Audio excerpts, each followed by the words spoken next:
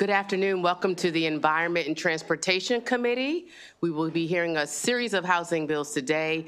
Please excuse the temporary absence of Chair Mark Corman. He has his own bills to take care of right now, and so he has unfortunately left me to man the desk until he gets here. I'm going to call up the first bill, HB 93, Housing and Community Development Homeless Shelter Certification Program Establishment.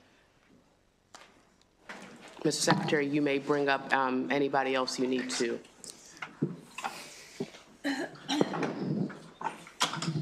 Madam Chair, members of the committee, thank you so much. For the record, my name is Jake Day, Secretary of Housing and Community Development. Good to be back with you. I have a couple of important guests with me. To my right is Secretary Roque of the Maryland Department of Aging. To my left is Assistant Secretary of Homeless Solutions within the Maryland Department of Housing and Community Development, Danielle Meister. So I want you to know, of course, that Danielle's position is one that we created to lead work on these very issues, as well as, I'm joined by, again, Secretary Roque, a partner in addressing homelessness, and seniors are increasingly the face of homelessness in this state. House Bill 93, the bill that is before you today, through this bill, the department proposes to establish a first homeless shelter certification process and minimum standards regulatory framework to ensure safe, equitable, and trauma-informed care. Every year in Maryland, over 25,000 Marylanders will experience homelessness and sleep in a shelter or outside in the elements. Homeless shelters provide a critical lifeline to some of our most vulnerable neighbors and citizens. They have lost their home, their belongings, their employment, often their family and support systems. Especially during recent weeks with extremely cold temperatures, being able to stay in a homeless shelter can mean the difference between life and death. Because of the life-saving role that shelters play in our communities, it's essential to lower barriers that might prevent or exclude an individual from receiving shelter. This includes implementing non-discriminatory admission practices, ensuring individuals with disabilities have equal access with reasonable accommodations, and facilities have met all the required conditions to keep individuals healthy and safe. Today, there are few federal laws and no state or local laws that govern the operation of homeless shelters. Instead, shelter policy and practice is largely driven by what sources of funding a shelter accepts. This has led to a patchwork of requirements that vary from shelter to shelter with minimal enforcement of requirements and the ability to implement corrective action and ensure due process when an individual experiences an injustice. Of the nearly 200 homeless shelters in Maryland today, over 35% are solely locally or privately funded and operate with minimal or no rules or oversight. The concept of licensing or certifying facilities that provide care and services to vulnerable individuals is hardly new. Maryland already certifies and licenses and regulates nursing homes, assisted living facilities, foster care homes, child care centers, and notably even animal shelters. Through this bill, we are asking for similar rights and protections to be extended to people experiencing homelessness. Shelters serve incredibly highly vulnerable populations with complex needs, such as people fleeing domestic violence, that represents 8% of homeless persons.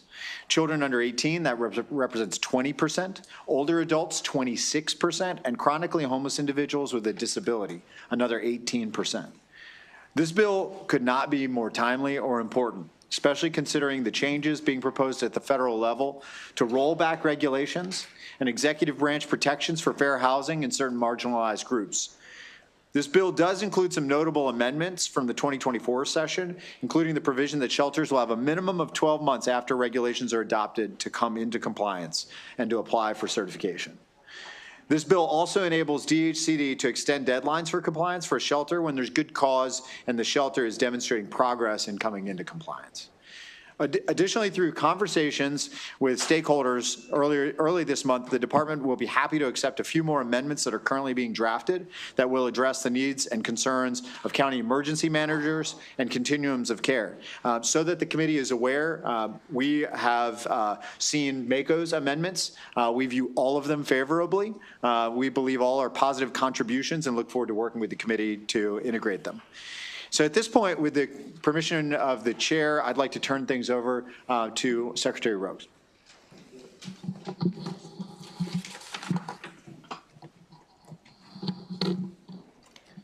Good afternoon, and thank you, Madam Chair and committee, for the opportunity to testify along with my esteemed colleagues from the Department of Housing and Community Development.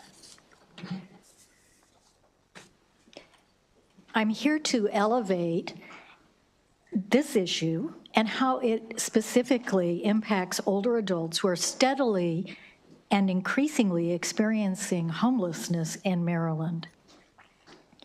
Over the past 5 years, most Maryland jurisdictions have seen triple-digit % increases in homeless older persons, mostly in rural areas. According to the recent DHCD data, and I want to just lift up what an amazing job DHCD has done in looking at the data with an eye toward including how this impacts an older population. This was not something that previously had been considered. According to the recent DHCD data, about a quarter of homeless shelter residents are older individuals. And as we know, our older population is growing exponentially in Maryland. This is a great blessing, and it is also sometimes a challenge. In 5 years, 1 in 4 Marylanders will be over the age of 60. And we know that many older people live on fixed incomes, which can be a precipitating event when it comes to becoming unhoused. Between fiscal 18 and fiscal 23, Maryland experienced a 77% increase, in homelessness of older adults over the age of 65, with the Eastern Shore counties and Baltimore County seeing the most significant increases. This means hundreds more older adults statewide are becoming homeless every year. Frequently, the precipitating event is a health crisis. Older adults with regularity experience physical limitations and mobility issues and special medical care needs. So details around homeless center design, accessibility, and other building staff standards, staffing and training can all be critically important.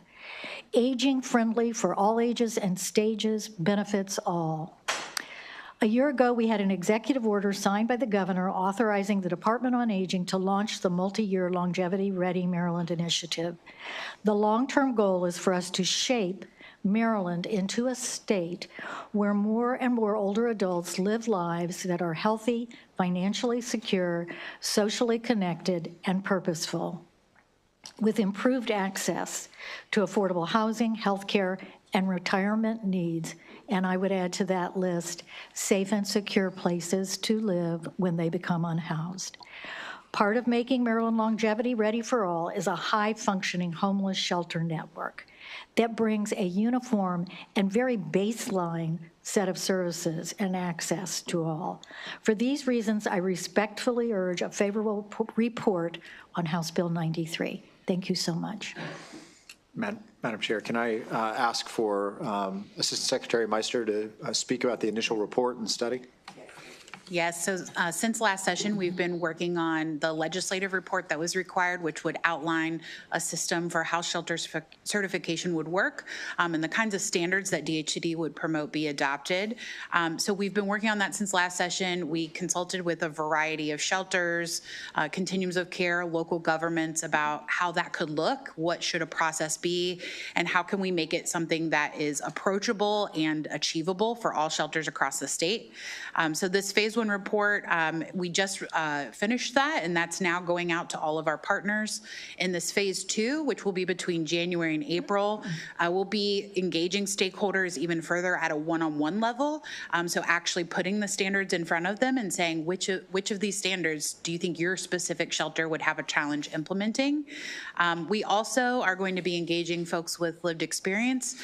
So we will be using stipends and compensation to pay those folks for their expertise and their time to share their experiences about shelter and where they've been denied, where they haven't been receiving services adequately, to help inform these recommendations and strengthen them.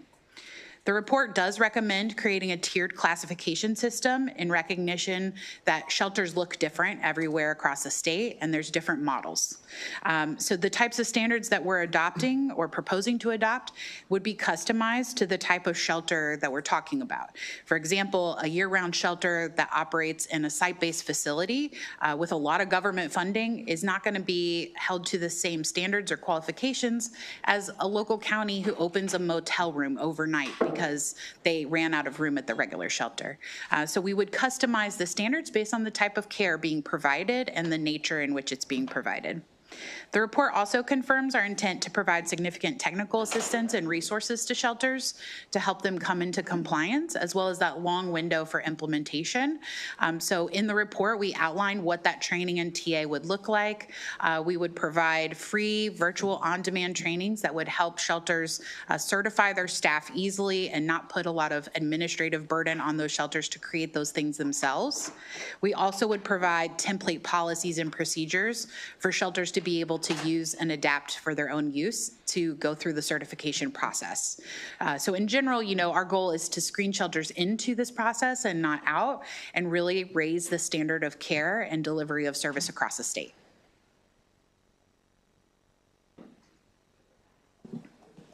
Thank you, Mr. Secretary. Do you have anyone else for your panel, or is this? Madam Chair, no, this is it. Thank you. I'm going to call on Delegate Healy. Thank you, Madam Chair, and thank you for being here and bringing this very important bill. I guess I wanted to ask a question because many years ago, there was a whole lot of senior housing being built that was subsidized, and people could, on fixed incomes, would be able to pay a percentage of their income. My mother-in-law lived in such a place. Over the years, some of those the programs themselves aged out, and they became, they were good for 30 years, and then the tax credits disappeared, and they were sold and became just regular housing for apartment buildings and so forth. Is there any program, is there any kind of growth in that kind of subsidized housing going on now? So Delegate, great question. Your question sets up a second question about what other policy tools do we have to help people age into housing options that expand housing opportunities for the next generation of a home buyer or renter, right? But ultimately, the tools that are available today to produce senior housing or to produce age-restricted housing are the same tools that exist to produce non-age restricted or family housing. And so we see today, a competitive process that's open to preservation deals, so extending the affordability period for housing, and a new construction deal, whether it's senior or family, all of those. So that matrix of both columns, family and senior, and both, rows, preservation and new construction or new unit creation are all in competition for the same resources. That being said, in the last 3 or 4 years, we've seen, and it changes from year to year, 20 to 50% of the new units being created as age-restricted or senior units. So it depends on the year, depends on the application period. I wouldn't say that there is a clear trend line. There's ups and downs, and we can provide that data for you. But the resources are going to create, our rental housing works, low-income housing tax credits, our bond finance deals are all going to create senior housing. So is it enough? No, absolutely not. In part because of that first point I made, that it's in competition with other resources. Were there standalone programs? Maybe we'd create more. It would all be resource dependent. But I think it's a worthy part of the conversation. So we've not seen a significant decline. Again, there are ups and downs. And today we produce, 2,400, 2,500 units a year. 20 to 40% of those are senior units in a given year. And then just one follow-up, if I may. For the people who are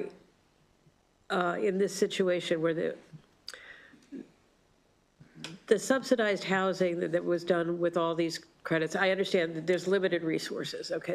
That we can, you know, and certainly in this budget year, there were very limited resources. So we have to be very careful. But long-term, are there proposals, are there ways out there as the population in general is aging that we could get ahead of it a little bit?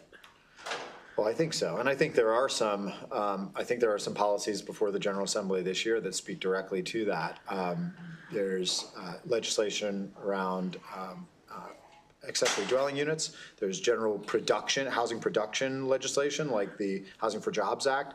All of that, I think, contributes in maybe the most meaningful way to produce more housing, and particularly more housing at a scale that the market right now demands, which is generally at the smaller scale, so studios, 1 bedrooms and 2 bedrooms, which are naturally more appealing to a senior, which also helps open up housing stock that maybe is more appealing to a family, larger single-family detached homes, et cetera. So yes, there are policies that are designed to address that. Yes, they also have a broader effect. There are also conversations that are ongoing about the balance of competing resources for preservation, and that's the term we use when we're thinking about extending the affordability period for a development versus new construction, new unit generation, which are those dollars are in direct competition right now. So we don't have a preservation strategy as a state that isn't part and parcel with and in competition with our new unit generation. I have one question for the Department of Aging, which is, and I'm not sure you're even the right department, it might be a different department, but for people who are seniors, sometimes, back in the day when I was a newspaper reporter, we did stories on some of these things where a senior citizen was able to get into a senior housing location, and it actually was to protect them from a predatory relative who wanted to come in, a grandson or nephew. Somebody would come in and take their money, beat them up, do all kind of stuff. But if it was, they could be restricted and they could not be allowed into a building that was all seniors. Does that still exist, that kind of operation? That's a wonderful question for which I do not have an answer that I'm comfortable giving right now because I'm not certain that still exists. I do know that when an older person is being threatened similarly to a younger person, and let's say Adult Protective Services is involved, there is always an attempt to get that individual into a safer housing situation. Yep. And there might be a restraining order that says you can't come into this building, and be close to this individual. Right now what we're seeing is as our population is aging, and as the fastest growing of that over 65-year-old population is the 85+ group, that, the issues there tend to be very complex and frequently do involve families and other care providers. And one of the things that the Department on Aging does do is work very closely with the local counties, the area agencies on aging, trying to be sure that people know what resources are available, get connected to those resources, and then through the Ombudsman program, protect people who are already in nursing homes and assisted living. Thank you so much. But I can look into that. Now I'm curious. Thank you. Delegate Morgan. Thank you, Madam Chair. Thank you, Secretary Day, for this bill. A couple of leading questions.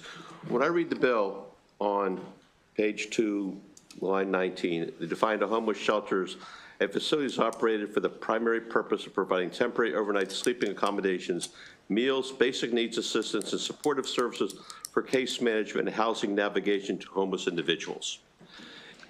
In St. Mary's and in Calvert County, we operate a program called WARM, Wrapping Arms Around Many, and in Calvert County, it's called Safe Nights, whereby the churches run a program on a weekly basis. Then they have approximately 25 individuals, support them, they bring them in, they give them meals, and they give them a place to sleep. And it runs from, I'll say, 6 at night till 7 in the morning, and then they go back out again. I'm concerned when I read that definition and what we're trying to do for our homeless population, particularly in the winter months, that we are not providing them with needs assistance, supportive services, case managed housing and navigation, and there possibly could be a way that in line 25 for the homeless shelter, that something could be done to accommodate the needs of what the churches are trying to do within the community for those people, because they're not going to do the first things. They just want to make sure people have a warm place to sleep, a meal in their stomach, and it's 24. It's monitored by the churches, and it's worked out pretty good for the last 20 years. And then I see this and realize that the churches probably cannot meet the definition of homeless shelter, but could we carve out an exception for programs like that that exist throughout the state, possibly through an amendment? Delegate, great question. And I think that was an early realization that both the physical footprint that is often offered up, like my church, it's the basement. So there's accessibility questions, right? So the physical footprint, but also intent, right? What is the purpose of the shelter, and is it a purpose-built, designed, planned, year-round operation versus a warming shelter during winter months? And that's, I think, where the tiered classification system comes in, that we would adopt in regulation to define very different standards for something like that versus a permanent shelter. Danielle, you want to speak to this? Yeah, I can go into more detail. Our report specifically differentiates between cold weather shelters, which is what you're describing that would fit into. And I'm familiar with Southern Maryland because we oversee the COC in that area. So a shelter like that, we would consider a cold weather shelter or hypothermia shelter. In the report, we lay out that they would have different requirements. It would be focused more minimally on life, health, safety issues. And we also, in addition to that, lay out that, we'll provide technical assistance to them, things like that, to help. Notably, the report recommendations, we do not set any minimum standards for services. And that has to be resource driven. A lot of the cold weather shelters, as you know, are resource contingent. So we don't lay out requirements for things like you must provide transportation or you must have case management, you must provide 3 meals a day, because we know that that's a funding issue. Correct. So we do lay that out more clearly in the report process, but it's just something we would like to do through regulation so that we can amend as needed. Yeah, I'll be looking forward to reading the report when you get it. And I'd also, like I said, overreach of government for a program that's been very successful for 20 years, servicing the population of the homeless in Southern Maryland has been a real good success story. And I hate that we would find a reason to bureaucratically overimpose through the report and whatever comes out of that at the end of the day. So I thank you very much for your continued support. Thank you, Madam Chair. Thank you, Delegate. Delegate Otto. Thank you, Madam Chair, Vice Chair. Secretary, I'm sorry I did miss your opening remarks. I came in about halfway through it. And I'm trying to figure out here what kind of problem we're trying to solve.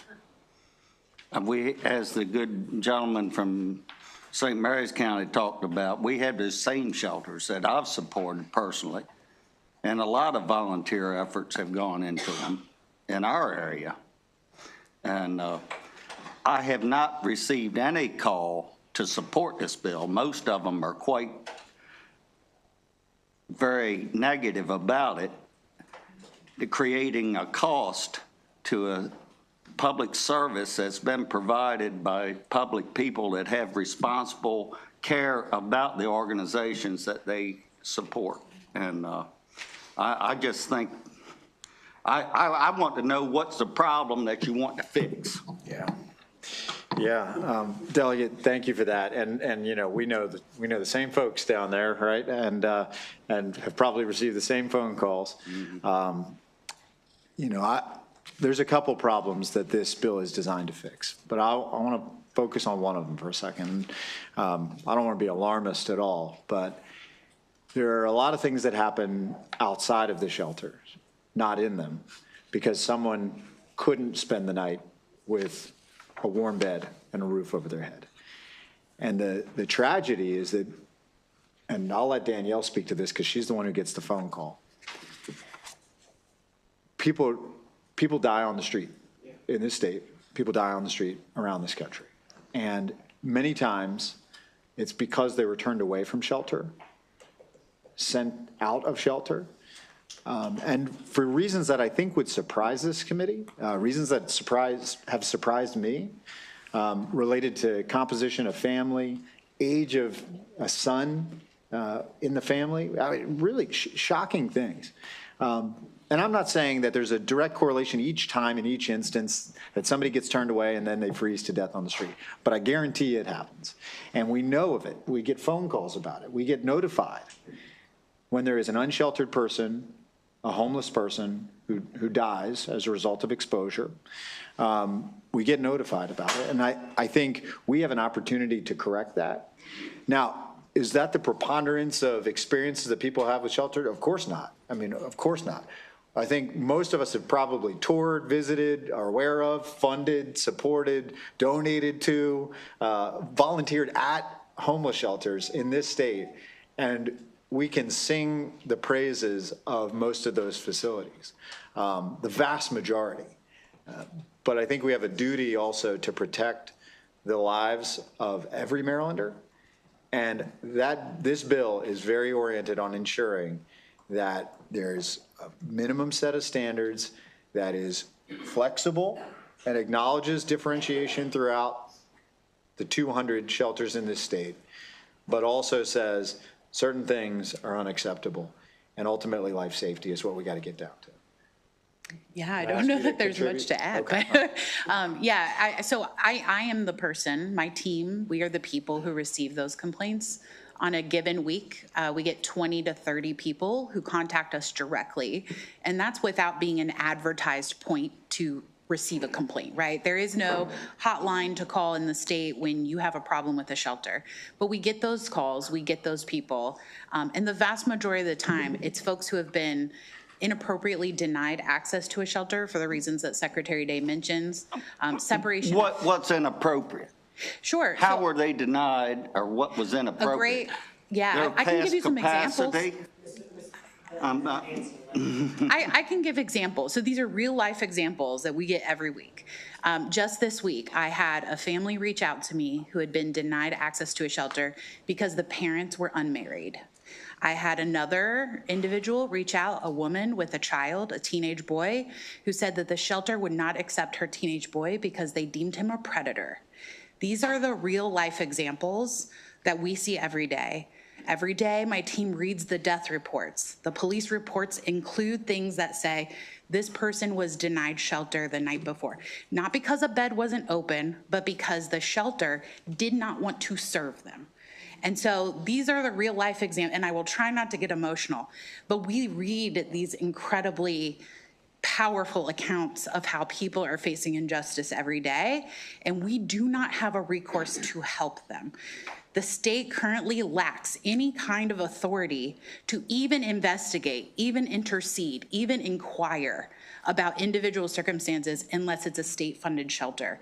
The vast majority of people across the state don't even have due process. They don't even have an option to ask someone to look into their complaint to verify whether their rights were violated. That is the reality that we're dealing with. Well, I disagree, because we have laws to that, but in fact, our answer is to create a circumstance that we reduce the capacity that we have for these opportunities for the homeless to seek shelter. Well, Delegate, I don't believe that we'll see a reduction in capacity. Our intent here, again, is to help every shelter continue to provide service. There may be some who self-select out, but I do not intend, nor do we want for that to be what happens. I've read some of the remarks in the media from, again, folks we know, and I don't think that, right. I mean, you and I, but look, again, the provision of shelter, right, is the purpose, and the denial of shelter has consequences, life and death consequences. And that's what we've got to remember here, is that there are lots of competing interests and things that we want to prioritize. I think we have an obligation to prioritize life safety over all of those things. Well, as you well know, I don't want to see more tent cities. I'm with you. I'm with you. And people sleeping on the underpass or overpass. I'm with you. Thank you. And I think that'd be a point to say that's why we need more housing. So thank you for that advocacy, Delegate Otto. Delegate Long. Thank you, Madam Chair. So, Mr. Secretary, first of all, thank you for being here.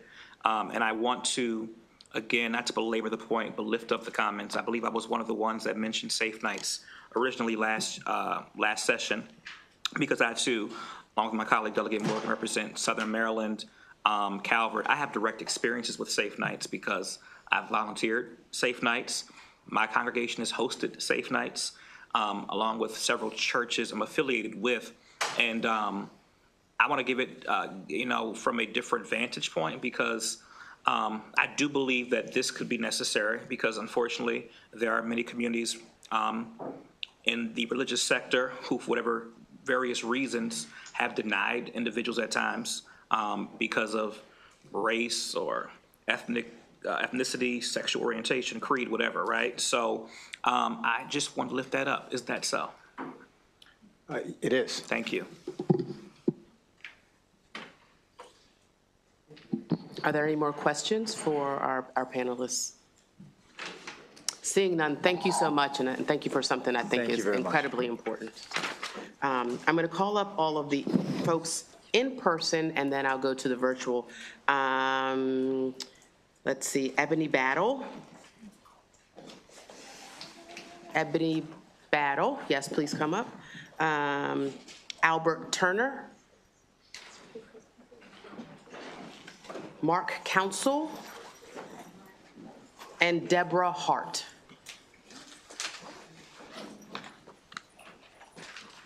Thank you so much. Come on up. You'll have 2 minutes. Please sure to state your name for the record, and when the buzzer hits, you'll need to wrap up your remarks. And whoever's ready can go ahead and begin. Thank you.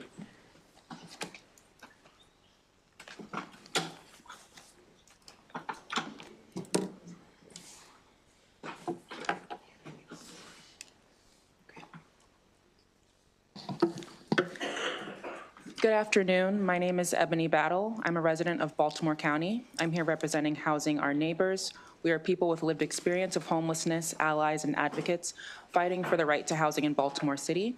Our organization represents dozens of people who live or have lived in homeless shelters across Baltimore City and Baltimore County. Can all HUN members please stand up? I'm going to share my experience as a caseworker at a community resource center in Baltimore City to illustrate why this bill is so important. There are things that I will never forget about that experience. For instance, I recall caseworkers grieving with our clients when we heard the news of someone passing away due to hypothermia or random acts of violence because the shelter wasn't safe. There was one woman that all the shelter staff were well acquainted with. She struggled with various health issues, putting her at further risk for harm. She had a formal diagnosis of bipolar disorder. Despite this, she was always happy. I found her unrecognizable in a tent behind a shopping center one day. Her mental and physical health were noticeably declining. We pleaded with her to go to a shelter, but she refused. She had various dehumanizing encounters with the city shelters and did not want to go back to one. She had previously been kicked out of a hotel turned into a shelter because her room was unkempt. This is just one example of people being put on the streets for medically unavoidable or trivial reasons. Others include having one too many belongings or missing a curfew by a minute. While this story is only the story of one of my clients, Housing Our Neighbors does outreach every week to various shelters and hears story after story of dehumanizing treatment and poor conditions. We have stories of members whose personal items were thrown away, shelters with broken water heaters for weeks, shelters where men were warehoused in a school gym without working AC for weeks during the summer months, inedible food, abusive staff, folks not understanding why they were kicked out of the shelter, lack of grievance procedures, and the list goes on. If this bill passes, the quality of life in shelters will improve for residents. It will also provide staff with additional training to equip them to interact with vulnerable community members during crisis scenarios. Housing is dignity, healthcare, and a human right. Thank you.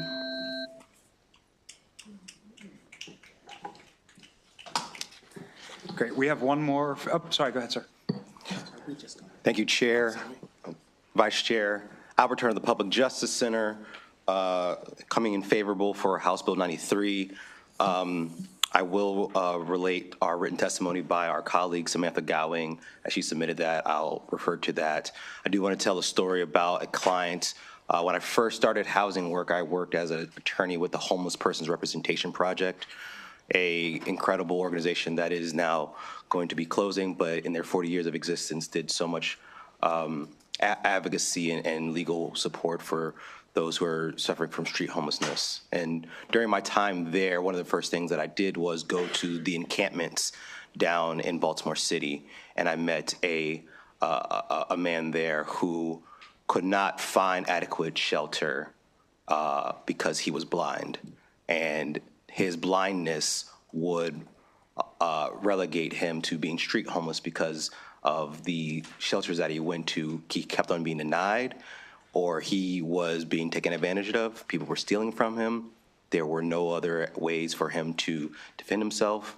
There were no other type of mechanisms there to allow for him to protect himself. And because of that, he found himself on the street, and he could not find the adequate shelter needed. If this bill were passed, this bill would ensure that someone like the client that I represented would be able to find the adequate shelter needed so that he'd find a more permanent residence.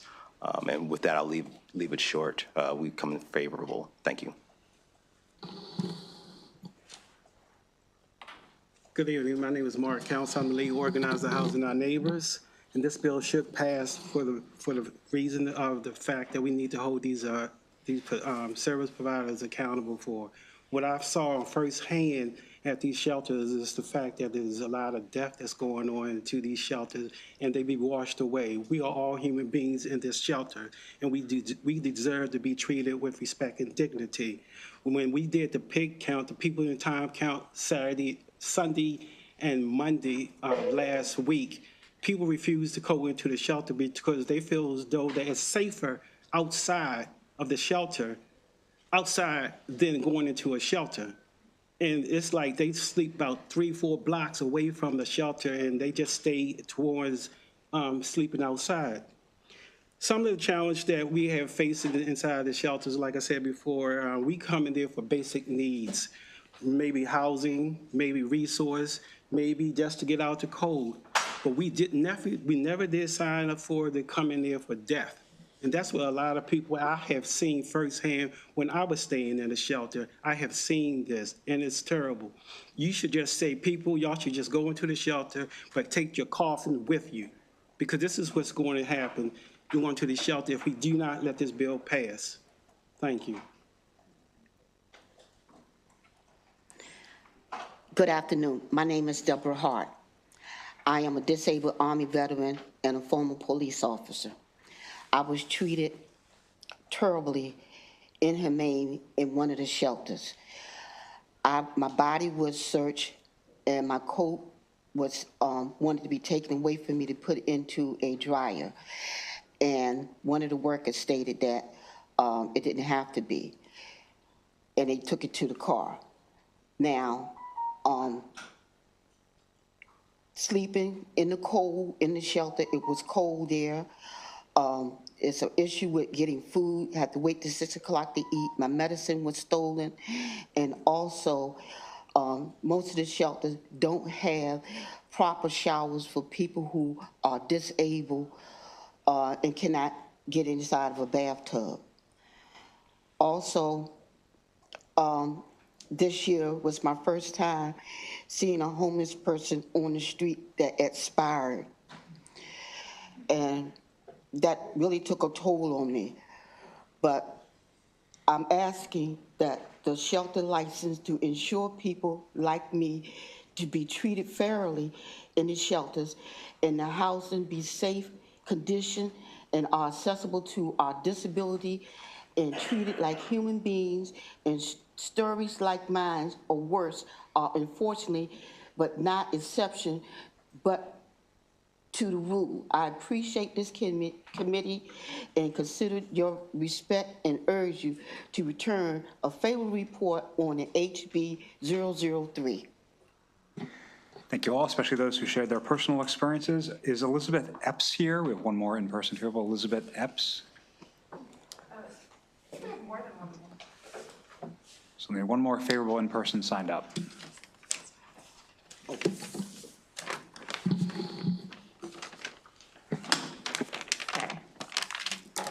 Good afternoon, Chair Corman, Vice Chair Boyce, and members of the committee. My name is Elizabeth Epps. I am a resident of District 43A in Baltimore City and represented by Vice Chair Boyce. I'm submitting this testimony in support of HB 93. I am an anti-hunger and public health advocate and have worked for over a decade to expand access to our federal nutrition programs, especially WIC. Good health and nutrition start with having a safe, stable place to live. Unsafe and inhumane conditions in Maryland's emergency shelters present a public health crisis which HB 93 will help to address. While I have not personally experienced homelessness in Baltimore City, I have heard from members of Housing Our Neighbors who joined me today. Many members have spent time in shelters and have spoken out about conditions such as lack of proper heating and insulation, moldy bathrooms, bed bugs and lice, and substandard food. I think we can all agree all human beings deserve basic dignity and respect, which many of our homeless shelters in the state are failing to provide. The reason we need HB 93 is that, in short, homeless shelters in our state are not well regulated. There are no state or local laws in Maryland codifying any requirements for shelters, such as non-discrimination, minimum operating standards, or minimum living conditions. This is unacceptable. Phase 2 of DHCD's Shelter Certification Recommendations report is due to be published in April. That makes the 2025 session the perfect time to pass this bill to allow the agency to begin implementing the program in July. In addition to Housing Our Neighbors, this bill is also supported by key organizations serving the homeless population in our state, including Healthcare for the Homeless and Homeless Persons Representation Project. These groups all recognize the dire need for clear, consistent standards, and I respectfully urge this committee to return a favorable report on this bill. Thank you. Thank you. Are there any questions for this panel of favorable witnesses? Okay, thank you all again. We have some virtual favorable witnesses. We'll start with Christy Richardson from the Mocomico Public Library. Ms. Richardson, please go ahead when you're ready. Hi. Thank you for accepting my testimony in favor of House Bill 93. My name is Christy Richardson, and I serve as a community support manager for a local library in downtown Salisbury. I'm also a board member of a local emergency cold weather shelter. My professional and personal experiences have deeply connected me with the unhoused population on the Eastern Shore. Through my work and advocacy, I've witnessed firsthand the urgent need for regulations in our shelter system. I am often the person that people turn to when they are denied shelter due to discriminatory practices, and in many cases, I make the phone calls on their behalf, not because they cannot, but because they have already endured enough. I witnessed the harsh words on the other end of the line, so they do not have to. Last week, I visited several large homeless encampments on the Eastern Shore. The individuals living in these encampments face even greater barriers than those in large cities due to limited transportation, scarce employment opportunities, and fragmented resources. Many have been homeless for years, one person as long as 23 years. In my county, there are 2 year-round shelters. Both profoundly display their refusal to state and federal funding on their websites. As they say, they maintain their mission, but what does their mission look like in practice? So 2 sisters had come to me seeking shelter. They were homeless and unsure where to turn. When they contacted one of the shelters, the staff expressed concerns that they were lesbians, so they were denied shelter based on a false assumption of their sexuality. A family of 5 came into my office after being evicted. We called the local shelter that houses families and children.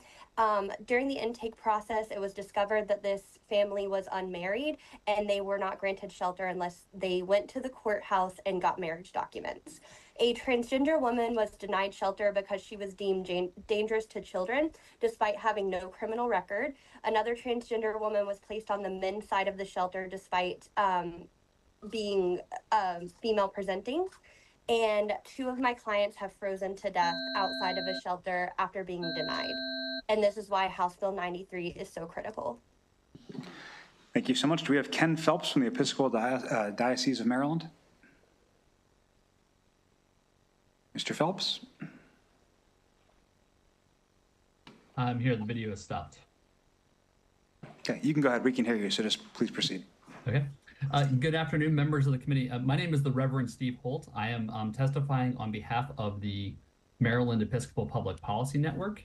I'm testifying today also as a member of the Episcopal Diocese of Maryland in support of this bill, HB 93. One of Jesus' most well-known stories is the parable of the Good Samaritan. And it starts off with a person who's desperately in need of help. But as they're lying there beaten and bruised, 2 good people pass by because they don't think it's their responsibility. So it ends up being somebody from out of town who helps out, who understands that if you see someone who is in need, the question is not how do they get there or who are they? The loving response is to meet that need. The Samaritan makes sure that the person is housed, fed, and taken care of. And Jesus finishes that story by telling his audience to go and to do likewise, to follow that example and love all of their neighbors as themselves. This bill upholds the best of the Christian tradition and other faith traditions because it encourages our shelters to follow that example and take care of all of our neighbors who are experiencing homelessness. When someone comes to the food pantry at my church, Guardian Angel in Baltimore City, we don't discriminate in who we provide food to. If our neighbors are hungry, we share what we have. And we follow a strict set of standards for the food we distribute to ensure that what we are providing to people is safe. We should have a similar set of standards for our homeless shelters so that nobody is being denied access to housing who needs it, and so that the facilities where people are staying and sleeping are adequate and safe. We support this bill because it empowers DHCD to put standards in place that will make sure that all of our neighbors are taken care of. Episcopal Diocese of Maryland requests that this committee give HB 93 a favorable report. Thank you. Thank you very much. Are there any questions for our virtual favorable witnesses? Okay, we're going to move on to an in-person favorable with amendment. She's not here. We have George Jones from the Baltimore Rescue Mission. Mr. Jones here? Unfavorable? Okay. Then we will go to, well, next up is unfavorable, so just come on down, and we'll also bring up, oh, I'm sorry, I see my mistake, my fault. Daniel Stolfitz is the favorable with amendment. My apologies.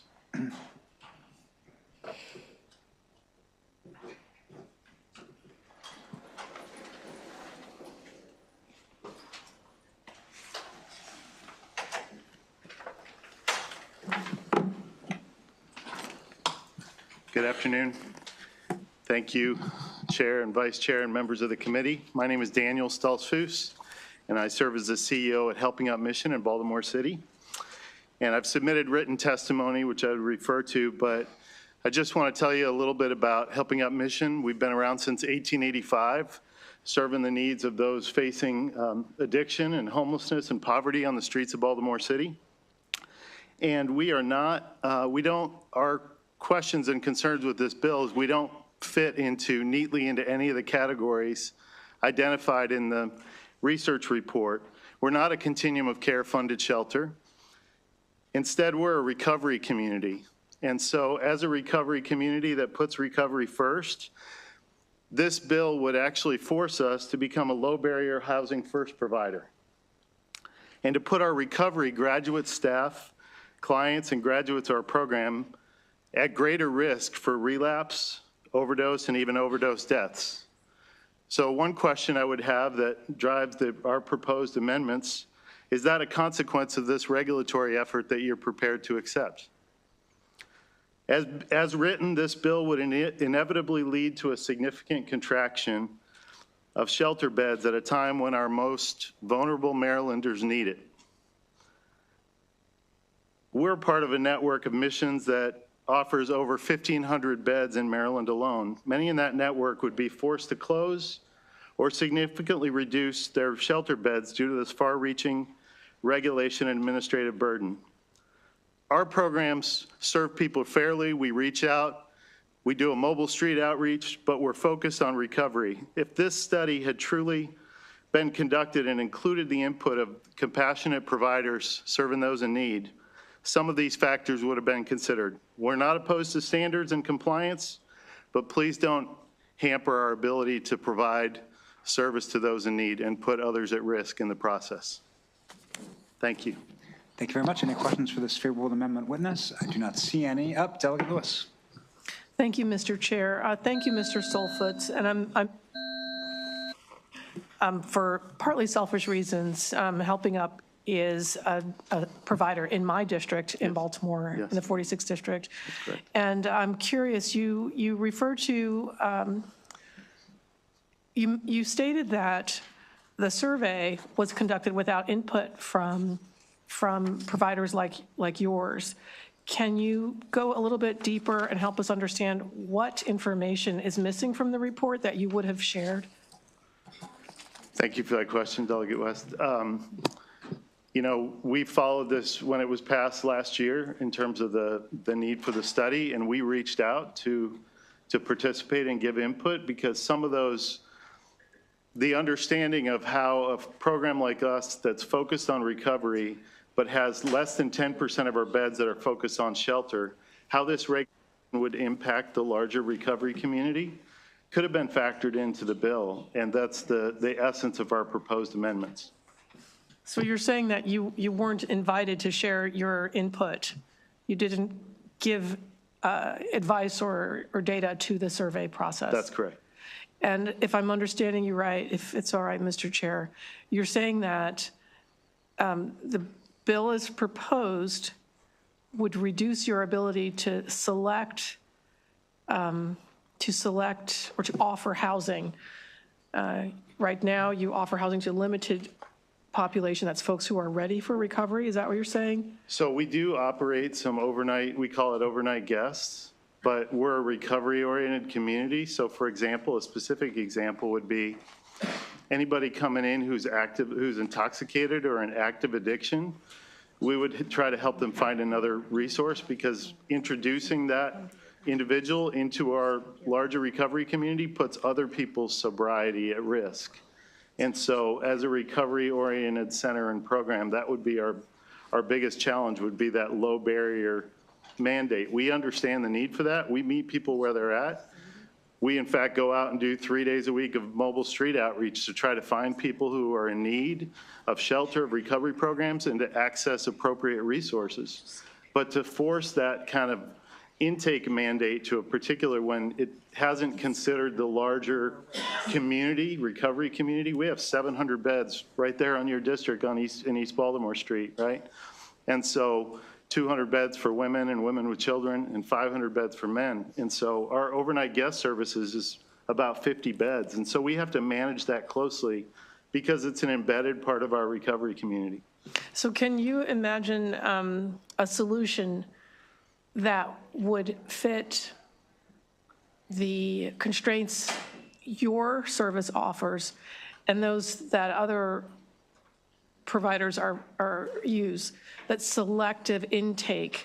For example, there are any number of factors or characteristics along which a provider might select. Maybe there's a woman-only shelter. Right. Maybe there's any other factor. How would we square that? Some providers need the selective powers, but others may use those selective powers, and then folks end up getting harmed. So how do we have both? Right. So I think there would have to be some type of process to carve out certain types of facilities or beds in facilities to not be applicable to this regulation.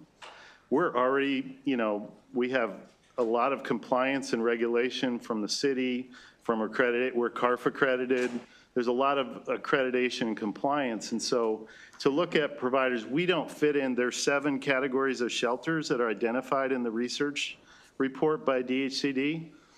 We don't fit neatly into any of those categories. So I think having an adequate full study that would consider the input of some of those providers, you can't just talk to the continuum of care, because there are some of us that we're a part of a continuum of care, but we're not funded, so we're not a part of that some of the same requirements. So we understand there's a need for multiple types of providers, but I think it would be really considering that not everybody fits neatly into these categories. And if you force them into those categories, it could lead to a contraction of shelter beds. Like in our case, we might have to say, look, if it's only going to apply to shelter, we're going to have to look at those 50 beds and say, is that going to be dedicated more towards a recovery program rather than shelter? And that would be a diminishment of a resource in Baltimore City at a critical time. Thank you. Thank you, Mr. Chair. Great. Seeing no further questions, thank you, sir. We'll now move to the unfavorable. Sorry for my confusion earlier. We can bring up Mr. Jones. And please go ahead when you're ready, sir.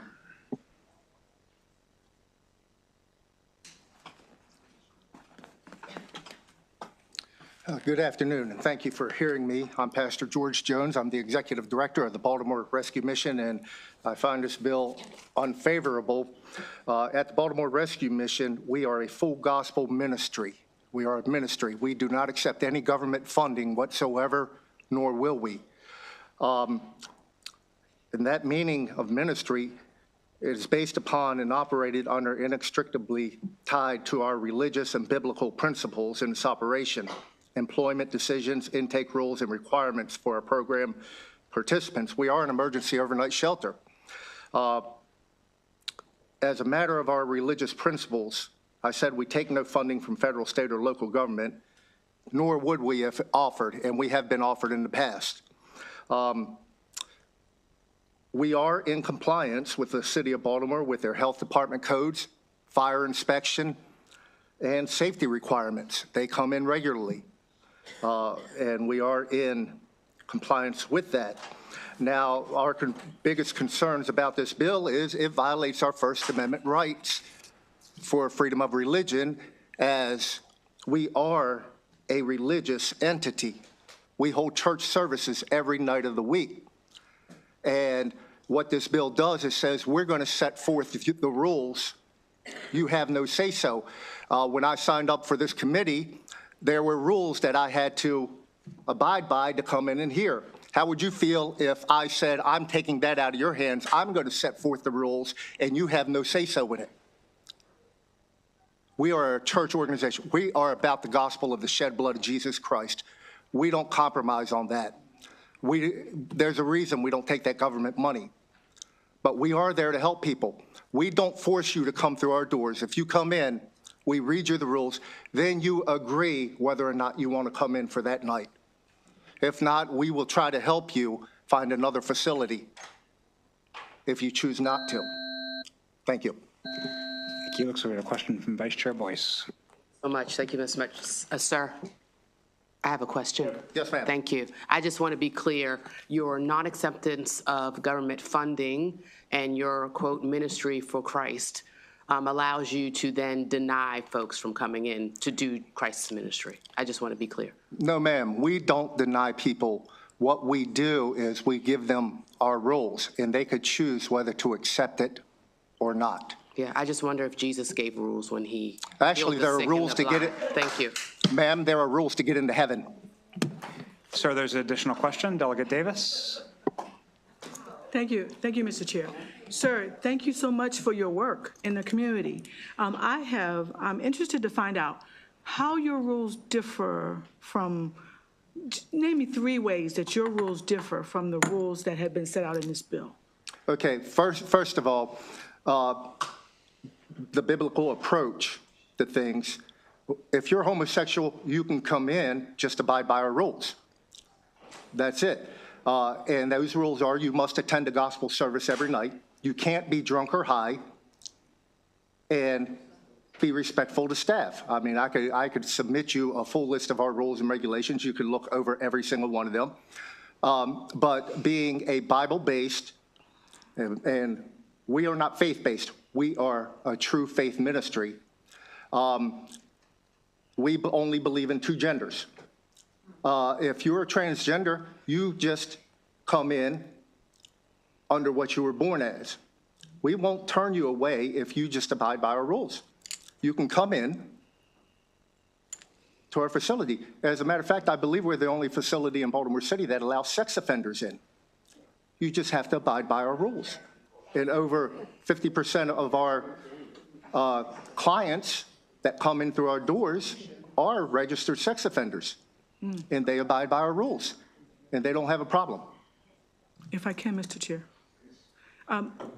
You mentioned one, one of your rules that differs from what's in the bill. Can you name another or two others? Well, the rules that set forth in bill is we wouldn't be able to deny anyone. Another rule is you can't come in drunk or high. And part of that reason is for the safety of the other clients. We do have a recovery program called Freedom That Lasts. It is a Bible-based program. We meet for several hours on Tuesday and Thursday nights, and it's all Bible-based. We don't force anyone into it. But a lot of the guys who come into our facility have had drug problems, and when we bring somebody high or drunk in, generally it has not turned out well because of belligerent behavior and disrespect to staff and even assaulting our staff members. Thank you, Mr. Chair. Thank you, sir. Okay, we have an additional unfavorable witness virtually, J. Anthony Dickerson, Christian Shelter, Inc. Mr. Dickerson, are you there?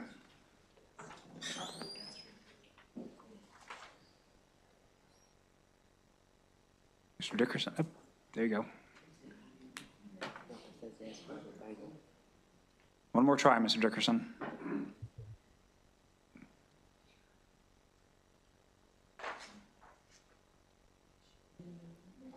Oh, sorry, ma'am. Can you just go ahead and start talking? We can't see you, but maybe we can hear you. Can you hear me? Yeah, we can hear you. Go ahead. Okay. So my name is Anthony Dickerson. I am the executive director of the Christian Shelter here in Salisbury. And I'm writing to express my strong opposition to this House Bill 93, which mandates the homeless shelter in the state of Maryland must adhere to government standards set by the Department of Housing. While I do understand the importance of assuring safety and quality standards in shelters, I believe that this bill would impose unnecessary burdens on many of our shelters, particularly the faith-based organization like ours. And as a faith-based shelter that operates without government funds, the requirements outlined in Bill 93 will present a significant challenge for us. These government standards may conflict with our core beliefs and operational practices, causing a strain on our resources and potential compromise in our ability to fulfill our mission to provide a safe and supportive environment for those who are in need. Moreover, forcing shelters to comply with government regulations could undermine the anatomy and the unique approach that faith-based organizations bring to addressing homelessness in our community. By imposing rigid requirements on who can be accepted and how we operate, those standards may prevent for us from serving individuals ways that align with our values and beliefs.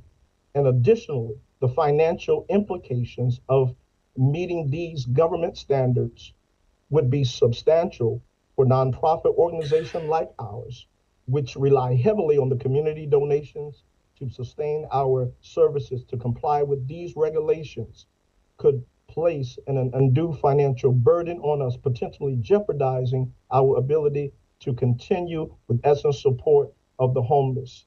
In light, I urge you to reconsider this Bill 93 and that we work with the stakeholders, including faith-based shelters.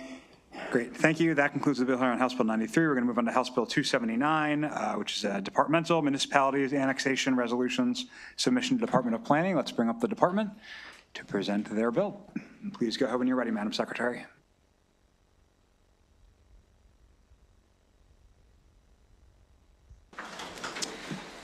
Good afternoon, Chair Corman, Vice Chair Boyce, and every member of the committee. Thank you for being here today. We are in front of you with the House Bill 279 related to annexations. This is pretty straightforward. Basically, we really want to try to improve the system so that when notification of an annexation has actually been approved, that we get copied on the notification of the Maryland Department of Planning. In that manner, we just are able to update our GIS analysis much quicker and much more up to date. No added work for anybody other than a CC, put Maryland Department of Planning on there. I also have with me Assistant Secretary Chuck Boyd, his team in Planning Services processes all of these. And I just wanted to know, because it's worth it, that from 2022 through 2024, we averaged 31 annexation reviews a year. That resulted in about 4,332 acres, an average of 1,444 acres per year. That's what we review. But we don't always know what happens at the other end if it gets approved. We just really want to be able to have that be part of the process so we can keep those maps up to date. I'm going to stop there and just be available for questions. Great. Are there any questions? Delegate Huey. Yeah, I have just one quick question. I see in the legislation that for the regional district, the Maryland National Capital Park and Planning Commission is already being notified. My question is, do people who send their notification to them also have to send it to you under this bill? Because generally, it's either or. I'm going to let Assistant Secretary Boyd respond to that. The current provision, it does have it for them to notify their counties and the regions, but they don't have to notify us. We maintain the maps for the whole state in terms of the municipal boundaries. So unfortunately, we get them via DLS, and sometimes DLS gets it to us. Sometimes they don't even send it to DLS. So we're trying to add our name to that list so that we can get it, because we have to update those maps. And so we don't want to, the National Park and Planning do not send us notifications. They just get notified from the municipality themselves. Do they make maps for the regional district They do not. They do not? They do not. So nobody is doing it? Other than us. But you're not getting the notices, so you're not doing it, right? We get them we get them indirectly, and we have in our review letter a request that if they could, once they take action, to just send it to us. And some of them do it, some of them don't. So we're just trying to get us added to that CC list to hopefully improve the responsiveness so that we can get the maps updated as soon as possible. Thank you very much. Any additional questions? Okay, we have 40, sorry, Delegate Morgan. Thank you, Mr. Chair. I'm puzzled by the bill. So the bill, you're basically saying, we want to have this bill so we can update our maps. We want to have more consistency in ensuring that the data comes to us on a regular basis so the maps will be more up to date. We update them right now. It's just hit and miss. We can't be confident we necessarily have the most up-to-date information. Because we do the review, but we never know what happens necessarily unless we're notified at the other end of the process of Well, then, annexation. would this bill then entitle you to reject an annexation a community had made, or find another bureaucratic issue with the annexation a community made? Oh, no, that's really not part of what our duties as the department are. We simply do a review based on the requirements of the land use law. We provide that information at the front end, but we have no power over whether or not the annexation would actually Again, occur. your review would not prohibit an annexation a local community makes. It's basically a stating of fact, but There are three things that we look at. We look at whether or not it would qualify for PFA so that we can actually help and get them potential funding opportunities. Secondly, we look in terms of there's a requirement of consistency with the county zoning and we inform them. And our letter just informs them. Here's the information based upon your proposal for you to be aware of in your deliberation of that final decision. So that we send that back. They're supposed to send it to us 30 days in advance. We send it to them. They have their public hearing. But what we don't know for sure is did they actually adopt that annexation or not? Because they may not move forward with it based upon a variety of reasons. Okay, thank you. Great. So just to clarify, this bill does not amend the review process at all. This is at the end of the process in the municipalities. They would just update you, as they're already updating a list of other folks, about whether or not the annexation took place. Absolutely. It would just add to, I think, all of our ability to have confidence in getting the maps up to date. Okay, and actually the provisions about your review are not even included in this bill because there's no changes to them whatsoever. No, sir. Correct. Okay, any additional questions? Okay, that concludes the bill hearing HB 279. We'll turn to HB 286 from the Department, Local Comprehensive Planning and State Economic Growth, Resource Protection and Planning Policy, Planning Principles. Madam Secretary. Hi, yes, everyone. On this one, basically what we are doing is proposing an update to the land use policy. And I won't go into all the details, there's a fair amount there. But this particular policy has been updated twice before, and it's been about 15 years since that's last been done. So we are trying to essentially, through the update, through the amendment of an existing legislation around growth policy, is create more simplification, add areas of equity and resiliency to the overall listings that are in there, and then essentially create better clarity and alignment, and basically bring it up to date with current practices. And so those are the primary aspects as to why we're doing that. In the end, we're trying to really create a consistent, aligned approach to how do we create thriving communities throughout Maryland. So in addition to the actual code amendments that would be made, I really wanted to point out a couple of things, and that is that smart growth, really, since the 90s in Maryland, has been a huge success. It's contributed to the 30 by 30 goals being met, and we would hope that it'll continue to contribute towards getting us to the 40 by 40 goals. In total, there's been 1,871,000 acres preserved as of September 24th. We will continue to have that be part of the growth policy. What we're really doing is going back to not only sort of looking at where we grow, but also thinking about how we're growing inside of those most developable areas by providing better guidance through these principles. The principles are really more consistent with planning language between Chuck and I. We have about 80 years, I hate to admit, of planning experience, and have looked, at what's going on around the country and ways that we can sort of continue to advance best practices in planning for the state of Maryland. A couple of other things I want to just touch on around this, and that was who is engaged in this process to bring you today with these 8 very simple, straightforward planning principles.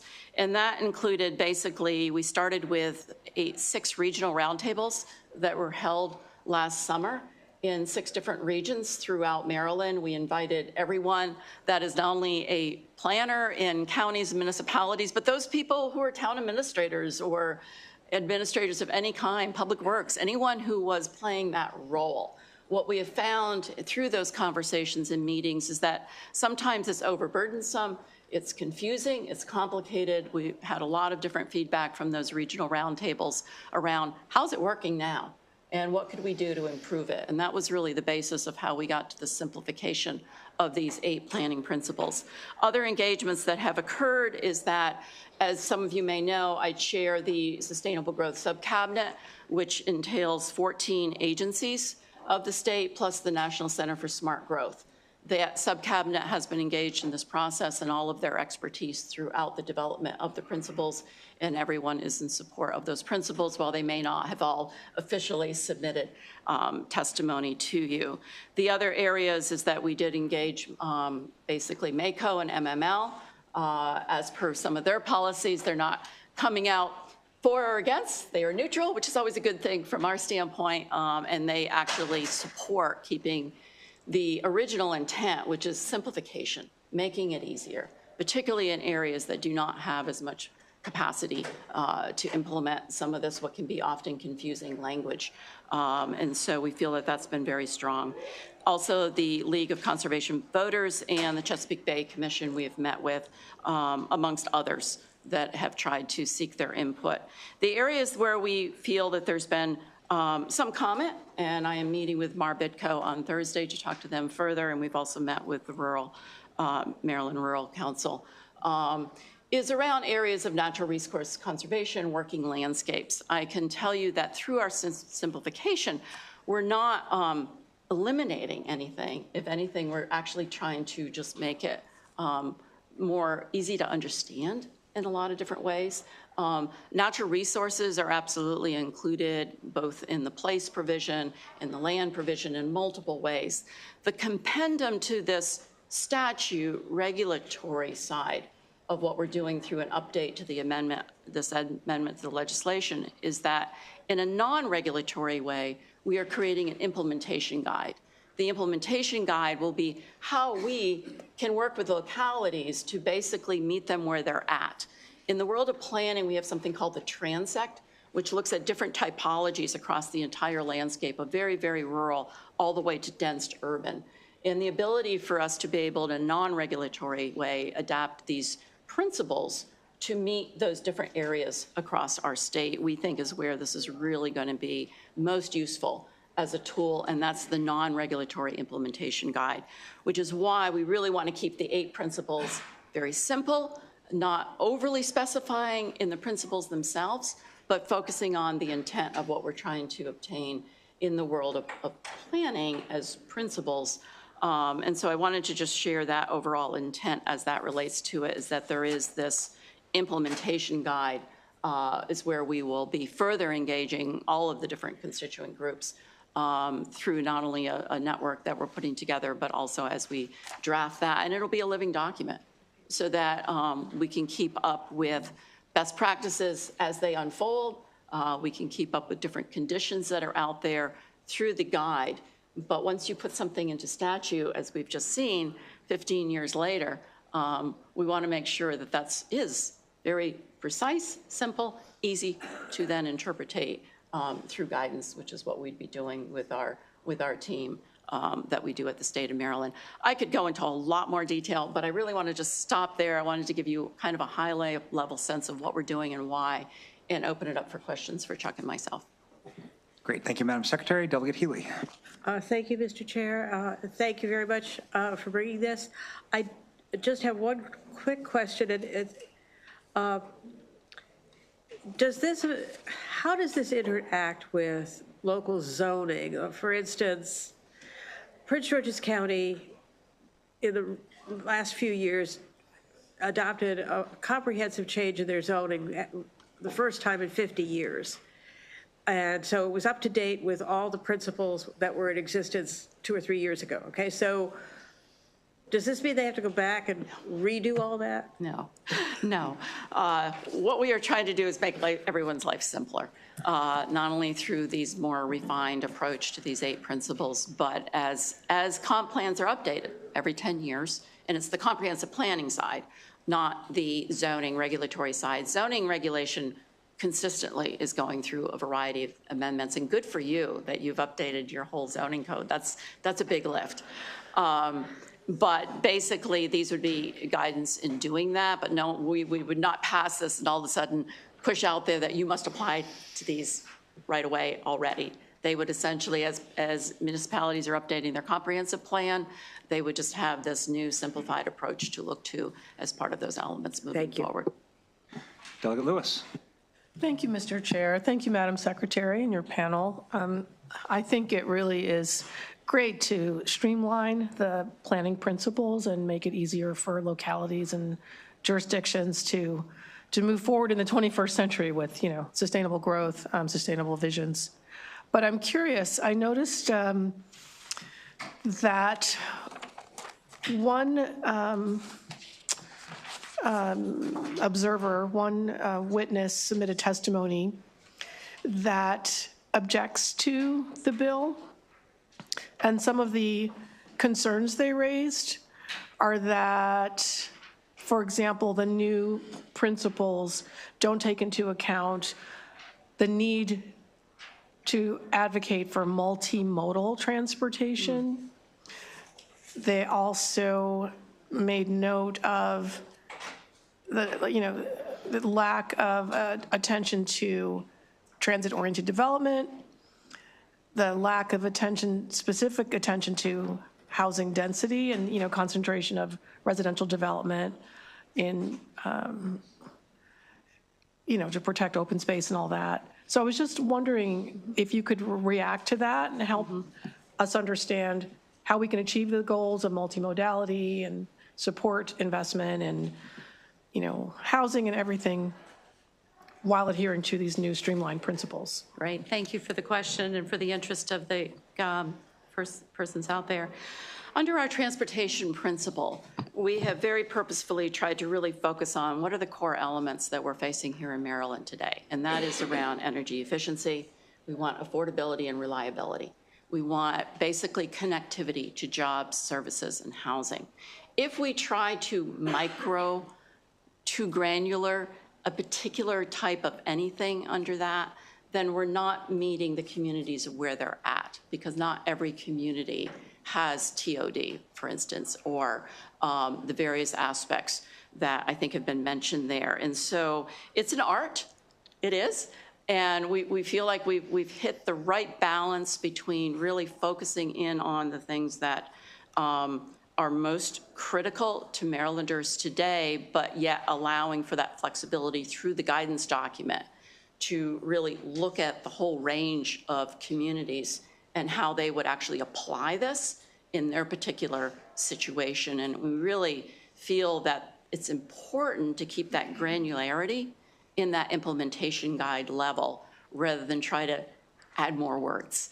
So we challenged ourselves to keep it to 2-line statements that would really be precise in a lot of ways, but also give us the framework, I think is the word I most like to refer to in this, that then can be applied in multiple situations. So that was related to the transportation one. Was there a second aspect? Yeah, there was a lack of attention, the complaint or the observations, there seems to be a lack of attention to investment in dense housing, different types of housing types. So yeah, those are 2 other things. Yeah, in terms of housing, another one where, as we know, we have major housing issues in the state right now, but those vary also. They vary across the state in a variety of ways. In some areas, we have a lot of vacancies. We have a lot of dilapidated housing. We have the opportunity for infill. So to specifically regulate a particular density level when there's so much variability across the state, we feel belongs more so in the implementation guide that can be adaptive to different situations around the state. What we did focus on is a mix. What I've learned through my years in working on Lead for Neighborhood Development and a whole variety of tools such as this, is that when you can ensure a mix, then you've already provided for the opportunity for a variety of different housing types without trying to over-engineer it. And in the zoning world, in our planning world, that's where we can have, I think, the most influence to once then go back to the thriving community goal, which is to create that mix. We think the other thing is affordability. What's affordable to who and when and where? And without trying to overly define that in the statute versus being able to provide guidance in that implementation guide that we'd be working with a variety of communities of what that works, how that works for them. Thank you. If I may, Mr. Chair, quick follow-up. Thank you for that answer. It sounds like, and this often, the distinction between statute and regulation or guidance is sometimes fuzzy, so let me make sure I understand. The statute's designed to simplify our principles, our guiding principles, and to keep those principles flexible and adaptable to different settings over time. Is that correct? In the guide. So the principles would be stated as they are in the amendment as being, very simple, focused, specific 8 areas that we would focus on for the state. That's code. How we are able to then implement those in practice in various situations would go into the non-regulatory implementation guide that we're already working on. Right, okay, and that non-regulatory implementation guide would have case studies, examples, and it would, as you said, it would grow over time, it would change over time. What we're very interested in is what we have found is that, we need to be more adaptive in planning. That doesn't mean that people have to feel less confident in what's there, but as best practices do come out, as situations change and markets change, the ability to have a guide that is looking at the best examples and models and case studies, and those can be updated, really give us the ability as the state's planning agency to provide that type of guidance across the state. Thank you. Thank you, Mr. Chair. Delegate Stein. Thank you, Chair, and thank you, Madam Secretary, for your presentation. I particularly like among your principles the resilience principle, and just remind me that is derived in part from the adaptation approach of or recommendations of the Climate Commission. Yeah, well, 2 things on that. First of all, thank you. Resiliency is new. And so this is one of those reasons we felt it was time to update this section of the code, is to add resiliency, in fact. And what we've done actually is to look at resiliency from a planning standpoint, which is both natural and human threats. And so when we think of resiliency, those are abilities for communities to respond to sudden changes. And those can happen both from a climate, as you well know, in terms of a natural disaster, but it can also happen in the case of something like COVID, cybersecurity. There's a whole variety of resiliency factors. So when we crafted this language, it was specifically with a planner's hat in mind of how do we ensure that this is integrated into local plans, to be really thinking about how can I best be positioned as a community to what I like to think of as bounce forward better when these types of things happen. And we all know oftentimes those communities that bounce forward best and most rapidly from whatever situation are the ones that have the least amount of underlying stress and also the highest level of social interaction. So we wanted to broaden how we think about resiliency in the planning world with the way we've crafted this. Makes sense. Thank you. Any further questions? Okay, thank you, Madam Secretary. We have a hearable amendment witness, Charlotte Davis from the Rural Maryland Council. Thank you. Please go ahead when you're ready. All right. Good afternoon, Mr. Chairman, Madam Vice Chair, members of the committee. My name is Charlotte Davis. I'm the Executive Director of the Rural Maryland Council, and we are here with favorable amendment support for House Bill 286, the planning principles.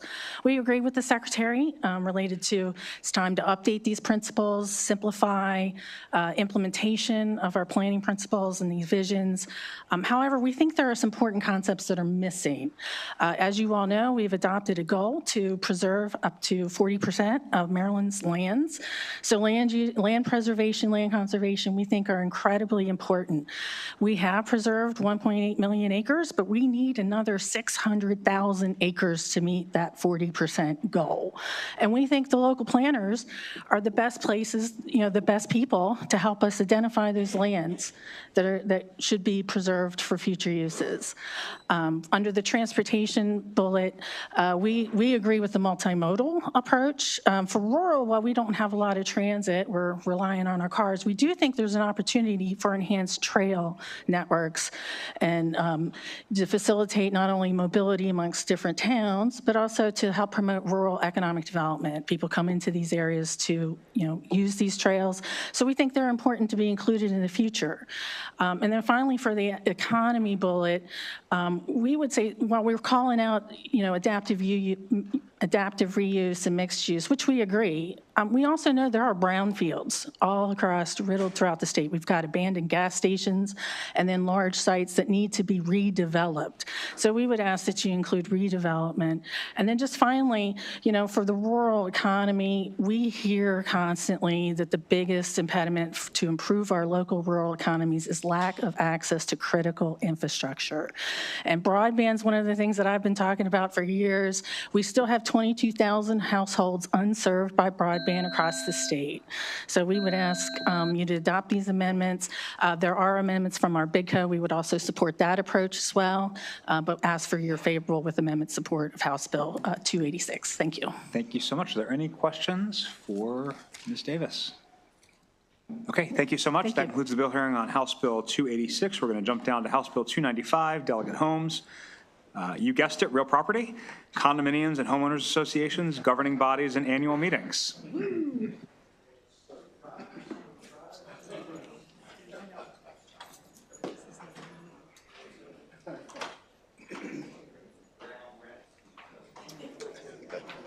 And if the AG's office is with you, feel free to bring them up. I don't know if they're separate or you want to have them with you. Up to you.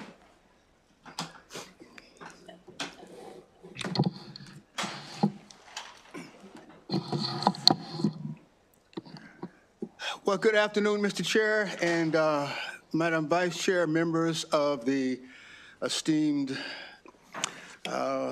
Environment and Transportation Committee. I'm going to begin with HB 295, as you suggested. And this bill, HB 295, is a bill to adjust the governing bodies and the annual meetings of HOAs and condominiums. The whole purpose of this bill is to bring some historical content to the owners of the communities after the owners of the communities take possession of the communities after the transition from the developer. Sometimes when a developer creates a community, they are in control of the board, and there are no members that own lots, et cetera, that are in the meetings when the builder or developer has their meetings. And sometimes the builders and developers don't necessarily have a regularly scheduled board meeting, even if there are some members or lot owners in the community. So what the bill does, very elementary, is to have someone that is a lot owner or a unit owner in the meetings with the developer, and the developer should have an annual meeting so that when the unit owners and the lot owners take over, there's some intellectual history with that one person that serves on the board with the developers, and that's what the bill does. There's another provision in there relevant to bonding, and that provision relevant to bonding is talking about when a bond is released by the developer, that the unit owners be notified. There's some discussion on that particular portion of the bill now. But I wanted to propose to you that I still suggest that there needs to be some intellectual history on these common ownership communities prior to the transition to the unit owners and the lot owners. That, in a nutshell, Mr. Chair and committee members, is the bill. Thank you, Delegate Holmes. Any questions for the sponsor? Okay, we have another favorable in-person witness, Karen Strawn from the Consumer Protection Division of the Office of the Attorney General. Please go ahead when you're ready. Thank you, Mr. Chair, Madam Chair. Madam Vice Chair and members of the committee. My name is Karen Strawn. I'm with the Consumer Protection Division of the Office of the Attorney General, and we handle and mediate complaints involving common ownership communities on a regular basis. The reason this bill is so important is because a lot of the laws that apply to common ownership communities don't apply when it's under developer control. This is a bill about transparency and fiscal responsibility. It not only does the things that the sponsor mentioned, but in addition, it also makes sure that there is no commingling of funds by the developer. The developer is the one that is writing the governing documents. He has a lot of control, and this simply makes sure that the association members have the opportunity to know a little bit about what is going on with their community while it's still under developer control, and to make sure that the developer has the ability to keep the funds separate so that they do not have operating funds being used as developer funds. The bond issue has been an issue each year. This is something that is about providing notice. That's it. It is simply saying, give notice to the community members 30 days in advance, because often we are getting calls and complaints about associations who have bonds that have already been released by the county, and those bonds we're covering the roads, for example, and the roads are not complete because the county doesn't always come out and inspect before they release the bonds. So this is simply asking that the community members get notice so that they can notify the county that the bond should not be released yet because the roads aren't done, and then the county can do an inspection or whatever they feel is appropriate. So for all those reasons, we ask that you provide a favorable report on this bill, and we thank you for your time. Thank you. Any questions for the Attorney General's office on this bill? Okay, we have some in-person favorable amendment testimony. I'll call Jeannie Hyatt and Robert Enton from the Maryland Building Industry Association. You may go ahead when you are ready. You want to go? No, you go. Good afternoon. Thank you for your time. In respect for everybody's time, I'm a little embarrassed because when I read this bill, I thought it was about meetings and not meetings specifically for new developments. So I will simply say I wish that had been in operation when I bought my condo because I think it would have helped a lot in a lot of the issues we had. And I would support the bill myself, and I won't take any more of your time.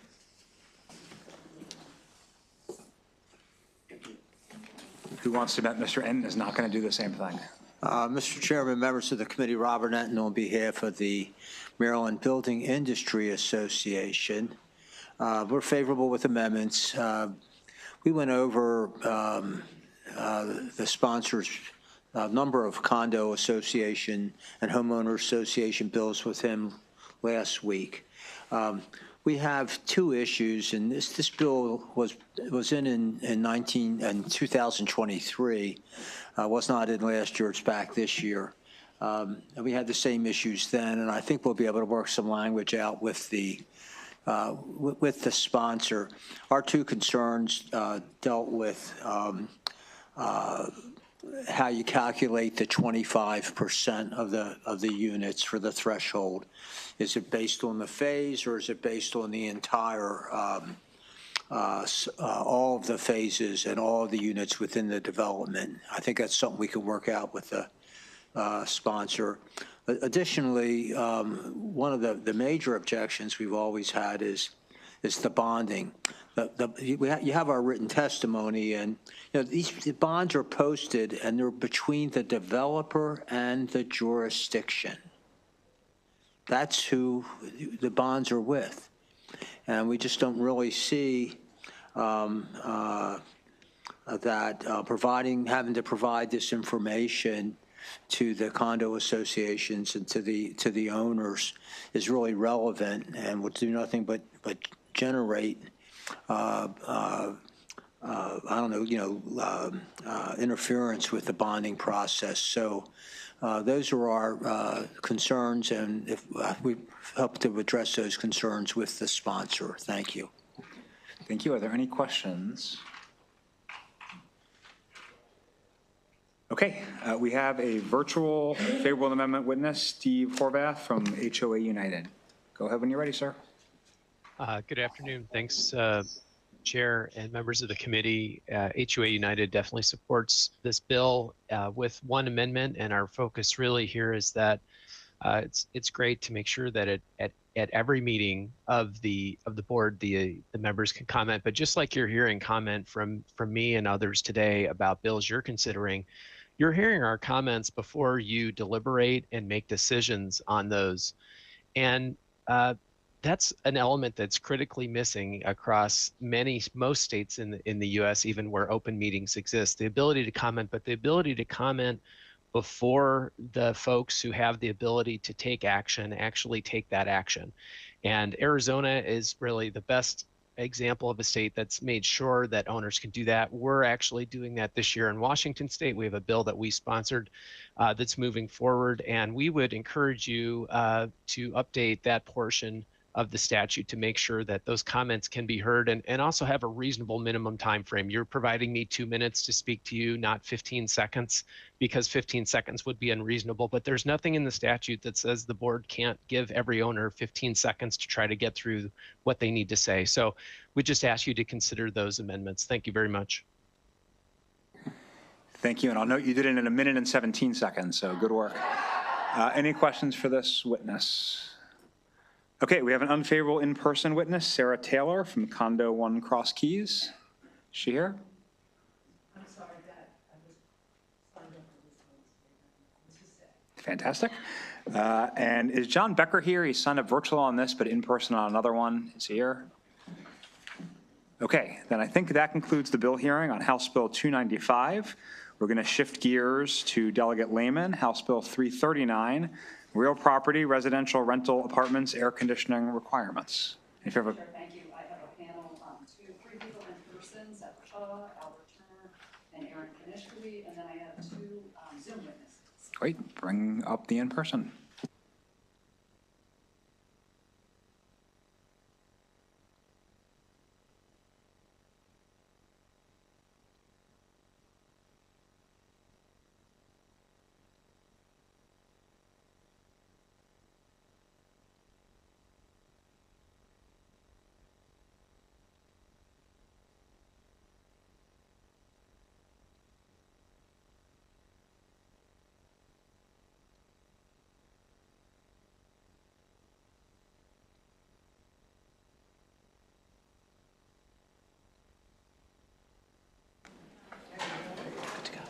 Ready?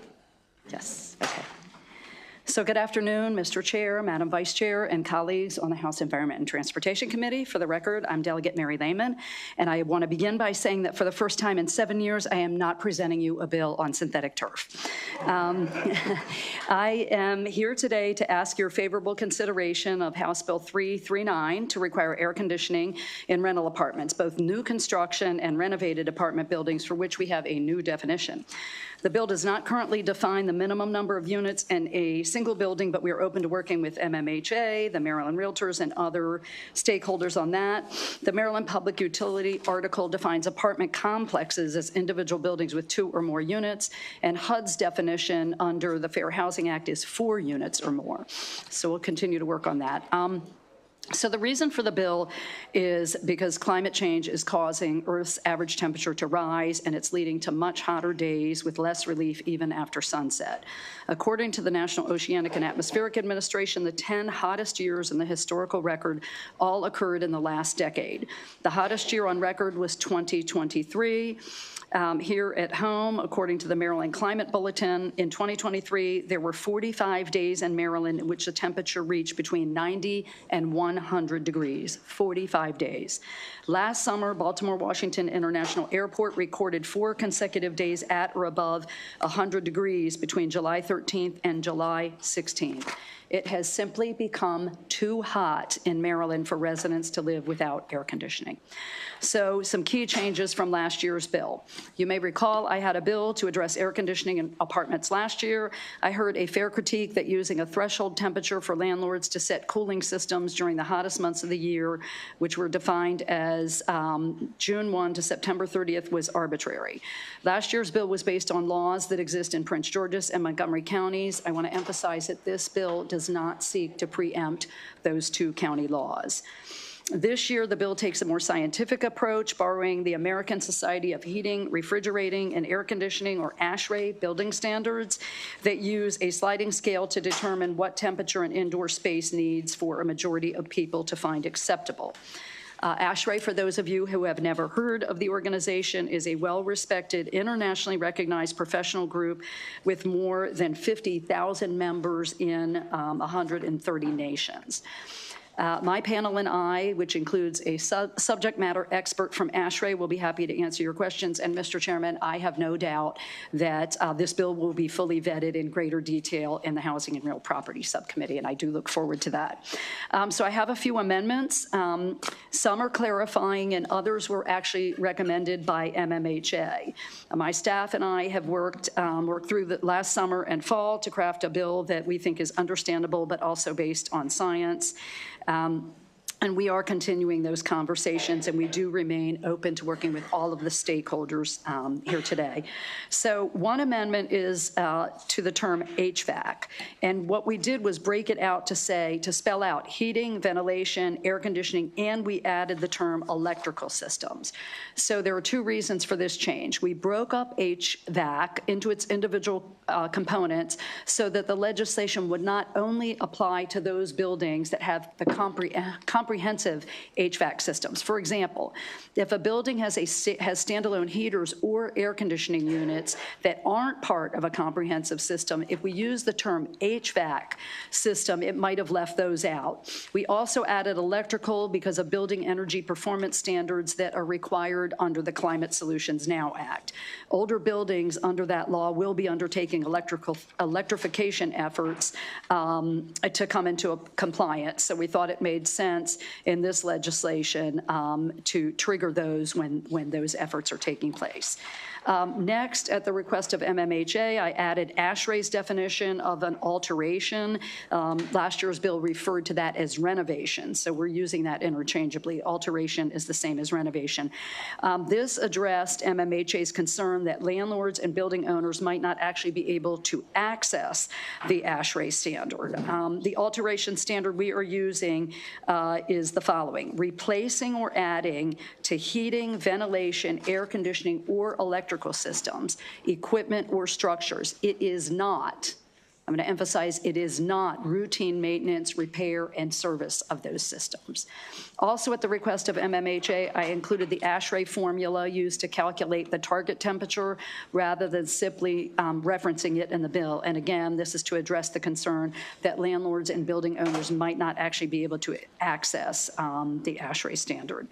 And then finally, I removed the June 1 to September 30th dates in last year's bill that directed exactly when central units needed to be turned on and to what temperature they needed to be set.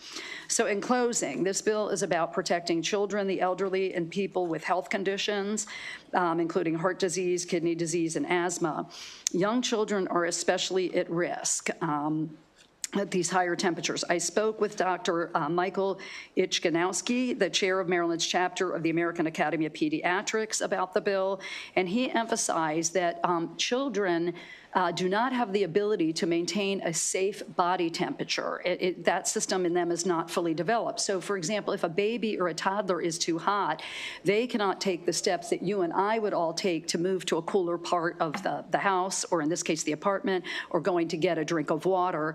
That is why Dr. Ichganowski said that this bill has the potential to save lives.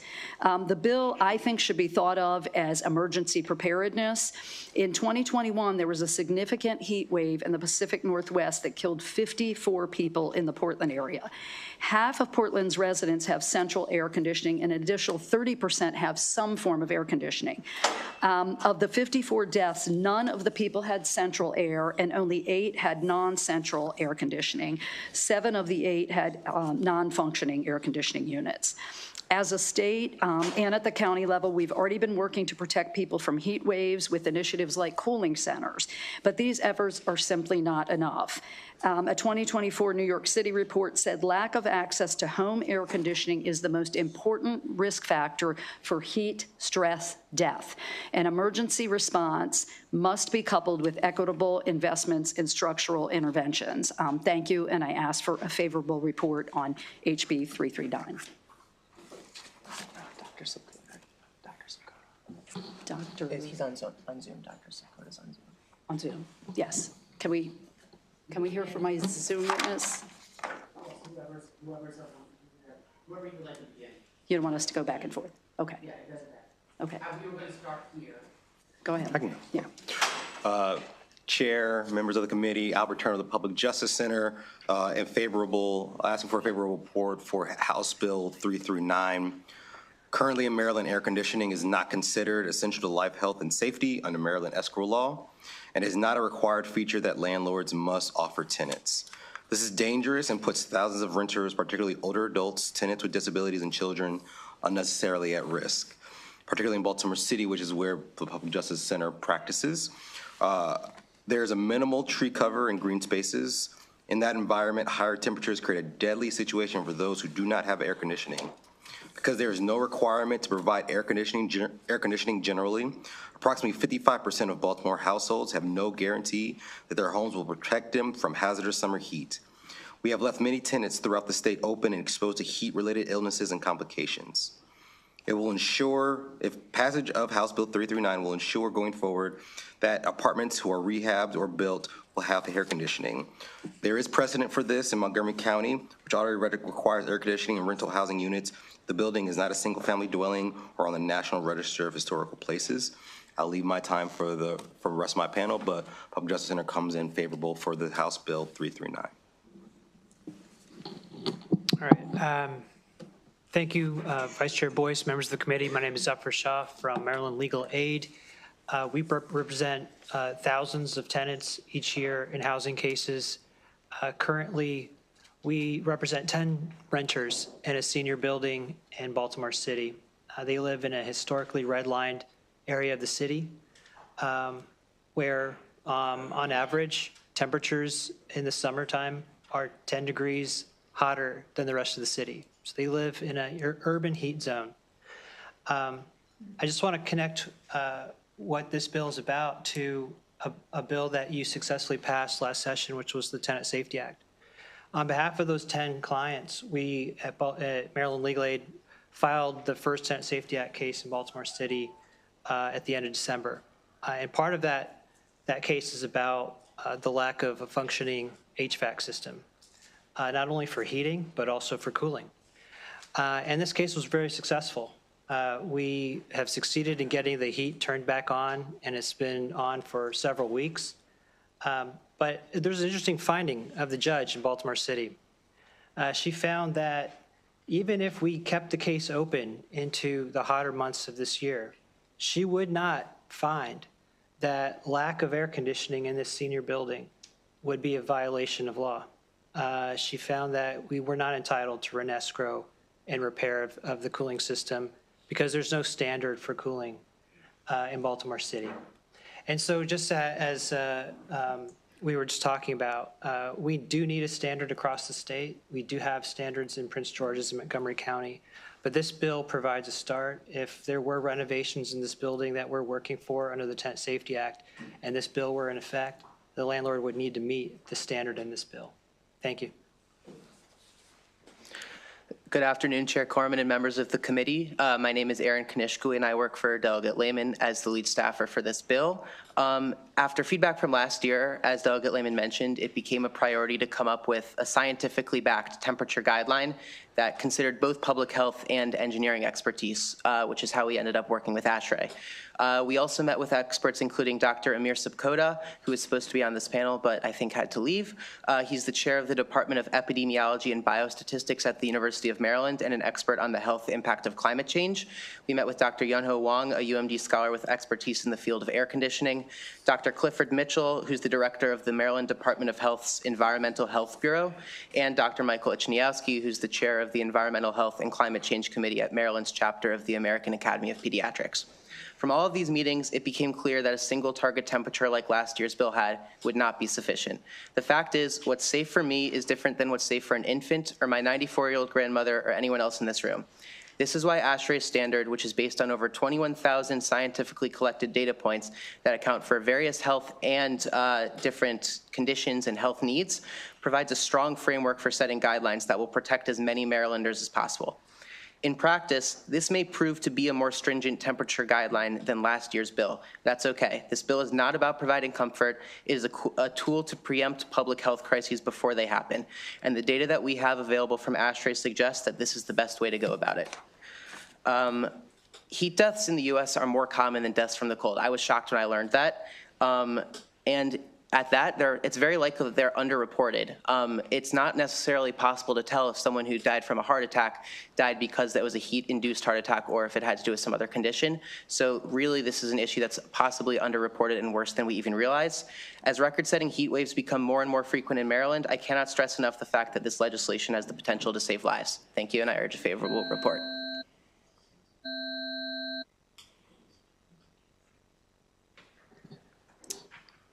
Delegate Lehman, I know you had some on virtual also, so I don't know who you wanted to go next. Steve, yeah, Steve Hemmerling, is Steve Steve Hemmerling, Hemmerling you're still on. with us? Yes, I'm here. Please go ahead. And good afternoon. Thank you for the opportunity to provide comments on House Bill 339. My name is Steve Hammerling. My testimony today is on behalf of ASHRAE, which has over 1,000 members in Maryland. ASHRAE, the American Society of Heating, Refrigerating, and Air Conditioning Engineers, is a nonprofit, nonpartisan, professional, and technical society that focuses on building systems, energy efficiency, indoor air quality, refrigeration, and sustainability. I'm the Senior Manager of Research and Technical Services at ASHRAE and the staff liaison to the Cognizant Committee of the Standing Standards Project Committee governing ASHRAE Standard 55, Thermal Environmental Conditions for Human Occupancy, which is referenced in this bill.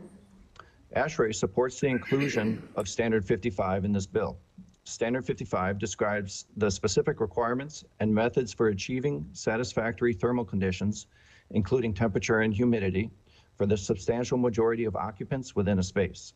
It is based on the best available science from experts on building design as well as day-to-day building operation. The most recent 2023 edition includes sections with specific guidance for designing, evaluating, and adjusting HVAC systems to meet the standard. This bill will help provide apartment residents with a healthy, safe, and comfortable indoor environment, which is an essential part of ASHRAE's vision of creating a healthy and sustainable built environment for all.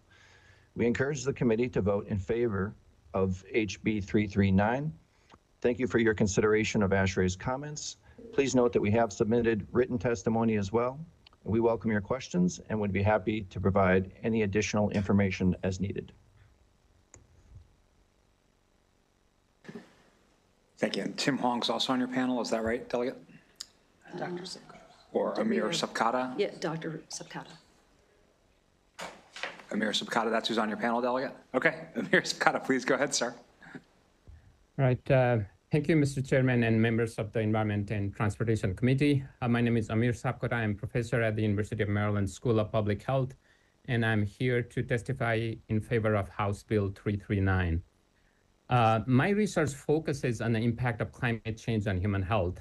And over the past 15 years, I have studied how extreme heat event is impacting health of Marylanders right here in our backyard. And in 2016, we released the Maryland Climate and Health Profile Report in partnership with the Maryland Department of Health. And in that report, we showed that exposure to extreme heat event increases risk of hospitalization for asthma and heart attack using 10 years of hospitalization data from Maryland. What is really important to note is that scientific evidence suggests that extreme weather events such as heat wave are increasing in response to ongoing climate change, and this trend will continue into the foreseeable future despite mitigation effort. In plainer language, even if we are to cut down all the greenhouse gas emissions right now, because of the changes that have already taken place, these increases in extreme heat event will continue into the foreseeable future. So we, ladies and gentlemen, we have no choice but to adapt to these threats as a society. So in my opinion, this bill is the step in the right direction in terms of increasing community resilience against extreme heat. And this will prevent illness, and I'm sure this will prevent many deaths from extreme heat events. So I strongly encourage your support in this bill. Thank you. Great, thank you. We have one more virtual favorable witness, Tim Huang from the Montgomery County Renters Alliance. If you're there, sir, please go ahead. Hello. Hi. Good afternoon, Chairman Corman, Vice Chair Boyce, and members of the Environment and Transportation Committee. My name is Tim, and I represent the Montgomery County Renters Alliance in support of HB 339. The Renters Alliance thanks Delegate Lehman and the co-sponsors for introducing this important legislation that will protect tenants from ever-rising heat and climate change. So as you know, HB 339 requires landlords to provide tenants with air conditioning.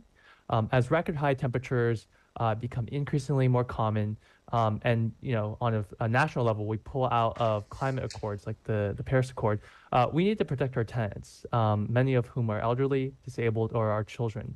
Without air conditioning, we will see increased risk of heat stroke and also decreased worker productivity. If you ever tried working when it's 80 degrees, you know that is really hard. And also, in the same vein, lagging academic performance when kids can't concentrate because it's too hot. In addition, it's really brutal trying to cook or sleep when the temperature is over 80 degrees inside. And there's a point where if with high enough humidity and heat combined, the body loses its ability to cool itself, leading to heat stroke and potentially death. Here in Montgomery County, we passed similar legislation in 2019 with the desired effect of protecting renters.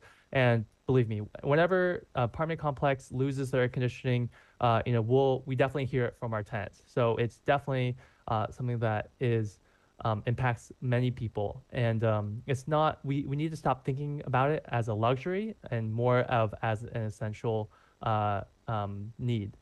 And so we have heating in the winter, and arguably it's actually easier to bundle up and plug in space heaters than it is to somehow get a air conditioning into your unit.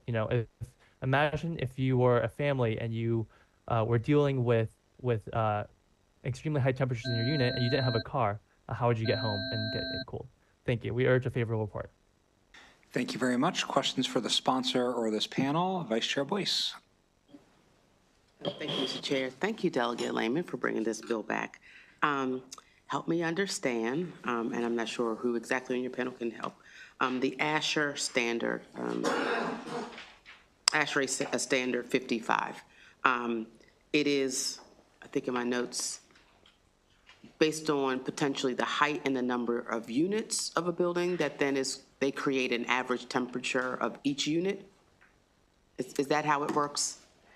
Well, I am going to defer to Sure. our witness from ASHRAE. I do want to comment that when I referenced some of the amendments where there was concern by MMHA, we had the same concern that some of ASHRAE standards are not generally available to the public. So they did give us permission to submit some things into the record, including a graph that, and I don't know if that's what we're going to discuss right now and right here, that I would be hard pressed to explain, but if we could have ASHRAE weigh in. Sure. Thanks for the question. So the ASHRAE Standard 55 considers the temperature in each space for thermal comfort. So it's not an average of the entire building. It considers space by space. So dwelling unit by dwelling unit it is how the ASHRAE standard would consider that. It would look at the temperature within that given space and the ability to be cooled to that given temperature.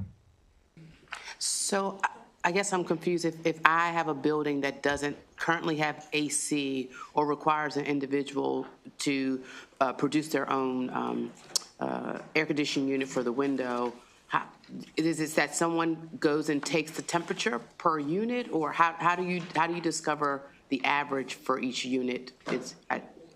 I'm slow. Help me understand.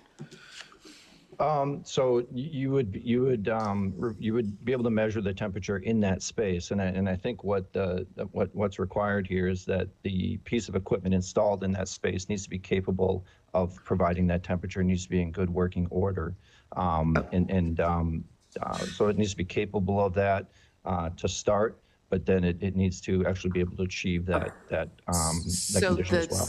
So here's the confusion. So the standard is something that is used after you have some type of system that can measure it. This is not based on like a pre-calculation if you don't have like a central unit that takes care of all units. Right. Well, the standard prescribes what the indoor conditions need to be, what the temperature needs to be, but it's independent of what particular type of equipment is used to provide that. It's simply defining what the temperature range needs to be. And what is this piece of equipment? Is this something that you just go in and use? So I guess I'm just trying to figure out if I right. So there's standard for air conditioned system. If I, as the landlord, have units that I can control all, and then there's something else if it's selective, folks have AC or they don't. So if I am a landlord with a building, I guess under this bill, I would be required to ensure that they have AC. How then do I measure so that there's an average temperature, or because I have my own, I can set it however I want, but the landlord just has to provide it? I guess I'm confused. So yes, when I said HVAC system, I am referring to the air conditioner that the landlord provides for that building, for that space. To determine compliance, it would just be a thermostat that reads the temperature within that space. So the occupant would be able to read that. Potentially, if there's a control system, the landlord could see that as well. But that's how you verify compliance, is just to measure the temperature within that space. I think I'm still confused, but I'll work on it. Delegate Naraki. Thank you, Mr. Chair. Thank you. I just have a question, and this might be for ASHRAE, or maybe it's for someone on the panel here. I'm just trying to further understand what an alteration is. Like, what constitutes an alteration to an HVAC system? Yeah, we have the language in the, as an amendment, and I don't know if the committee has received those yet. Mr. Chair, we have requested them. On alteration, what in last year's bill we called a renovation. So it is replacing or adding to heating, ventilation, air conditioning, or electrical systems, equipment, or structures. So in other words, the equipment or structures that are related specifically back to the heating, ventilation, air conditioning, and then we added electrical systems. And then I went on to say what it is not is just routine maintenance, repair, and service to those same systems. So it would be a replacement, an upgrade, and tied back specifically not to a dollar figure, not to square footage, but to those heating, ventilation, air conditioning, or electrical systems. Okay, Mr. Chair, may I have a second? Thank you. So I'm like way into the weeds on an air conditioning project at a local parochial school. So like this is something that has like confounded me. So the project started out, and it was initially supposed to be about $500,000 to air condition this local parochial school. It's now up to about $3 million, the project, and it seems to have no end in sight, because every time that we think that we get kind of to where it needs to be, something else is bad. It's either the electrical system, it's something to do with the ductwork. There was some asbestos found in one area of the building that was safe, but when you start to run ductwork, you're disturbing it, all that sort of stuff. So I guess my question is, what happens to, a building in that circumstance? I mean, do they then just say, we can't afford to do $3 million worth of upgrades to the building, so we're just not going to do like alterations, or maybe in some cases routine maintenance on the system to avoid kind of this process? I mean, I don't know what the answer is to that, but like some of these things can get really wildly expensive. I've learned in this AC endeavor that I'm under right now. Right. No, good question. First of all, to clarify, that's in a school that you're talking about? It's a school, but I'm just using that as it's an old building is what it is, essentially. Right. No, I understand the question. I think, part of the answer is that we avoided, and this was a challenge in last year's bill, we avoided using like a dollar threshold for triggering the definition of an alteration or a renovation, as we called it last year. And so this bill doesn't attempt to address the cost, whether it's what someone projected or whether it escalates for whatever reasons. It's not in any way tied to that. Although I understand the basis of your question. We could definitely talk further offline. Sure, we could talk offline. I'm just concerned that some folks may just defer all kinds of things that may be perceived as maintenance or whatever, because they don't want to trigger, a threshold like that. And I certainly appreciate what you're saying. I think we can maybe have a further discussion offline about that. Yep. Thank you. Delegate Ciliberti. Thank you, Mr. Chairman. This may be self-explanatory, but if the tenant has window units, window AC units, does that solve the problem? Does it meet the requirements? The bill doesn't prescribe exactly what type of air conditioning system needs to be in place. As long as it's able to cool the unit to the target temperature, then it's in compliance. Would you say that again? Yeah, so the bill doesn't say you must include central air conditioning or any specific type of air conditioning. As long as the unit can be cooled to the target temperature, then it's in compliance. So window units can work. It's okay then. If it can get to the temperature, yeah. Thank you. Thank you, Mr. Chairman. Okay, any additional questions for the sponsor or her panel? Okay, we do have some in-person unfavorable testimony. Brian Anlou from AOBA and Robert Enton from the Maryland Building Industry Association.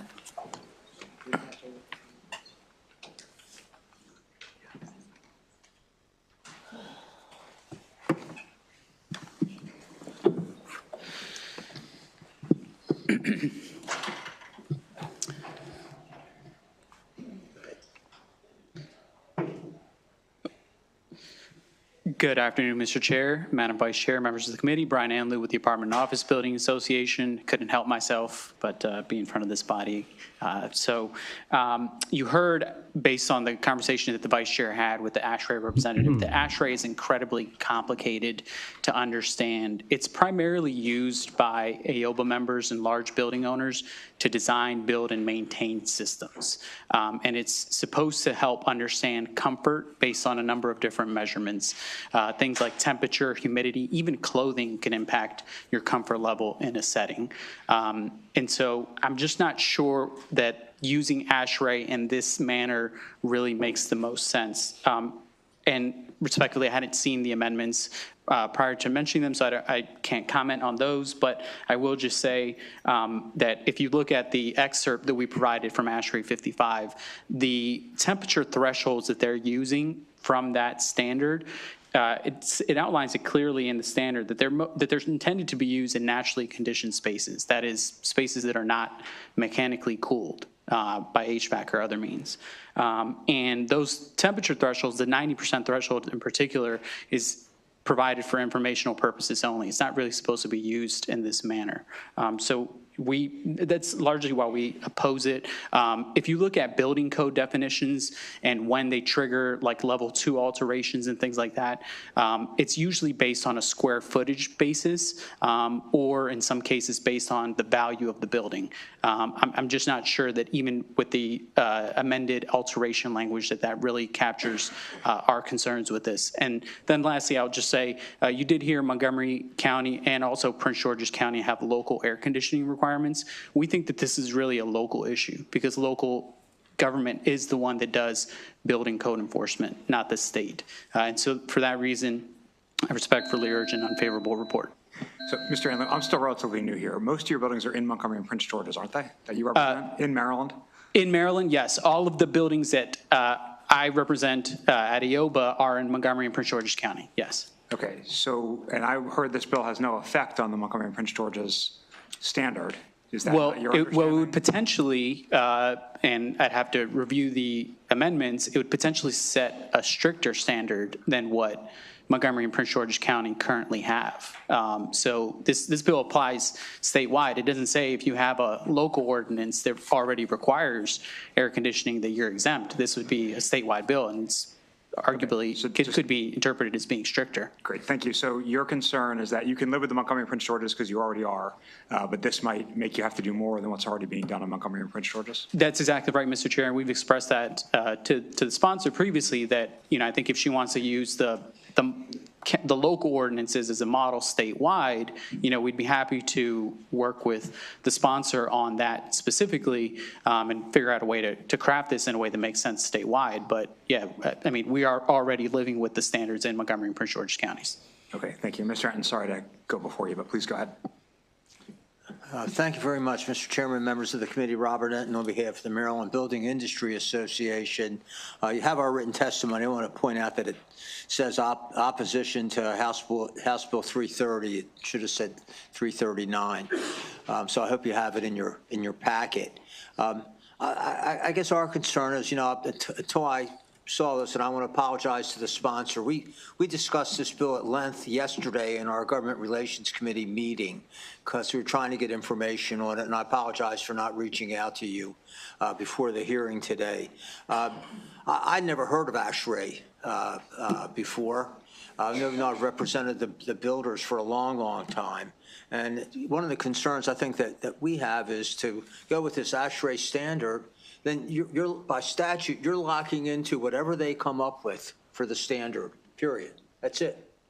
Now, in Prince George's and Montgomery, it's very simple. There's a temperature, and you have to maintain that temperature. It's not complicated. You're not depending on some outside, trade association, if you will, whatever, they are. And, for us, we build apartment buildings, and sometimes, we maintain ownership, and we become the landlords. We don't have any problem with this for new homes, but we do have a concern about maintenance in existing properties. So I look forward to getting the amendments, Delegate, and reviewing them with our client and getting together with you and to talk about them. But those are our concerns. Sorry, guys, I'm having trouble with you boys today. So, Mr. Enton, half the time I hear from MBIA, it's saying we have to follow the code. Stick with the code. Don't do your own thing. Follow the code. That is a standard-setting body that we have no say over, that we have to follow. So how is that different than the ASHRAE standard? I guess the thing is for this, and it's so much dependent, I think, on where you're located. I practiced law in Garrett County for 5 years. No one in Garrett County has air conditioning. No one. At all. I didn't when I lived there, and I don't think anybody does today. I just think that, the fact that you have a standard that's simple and easy to comply with, it's based on temperature.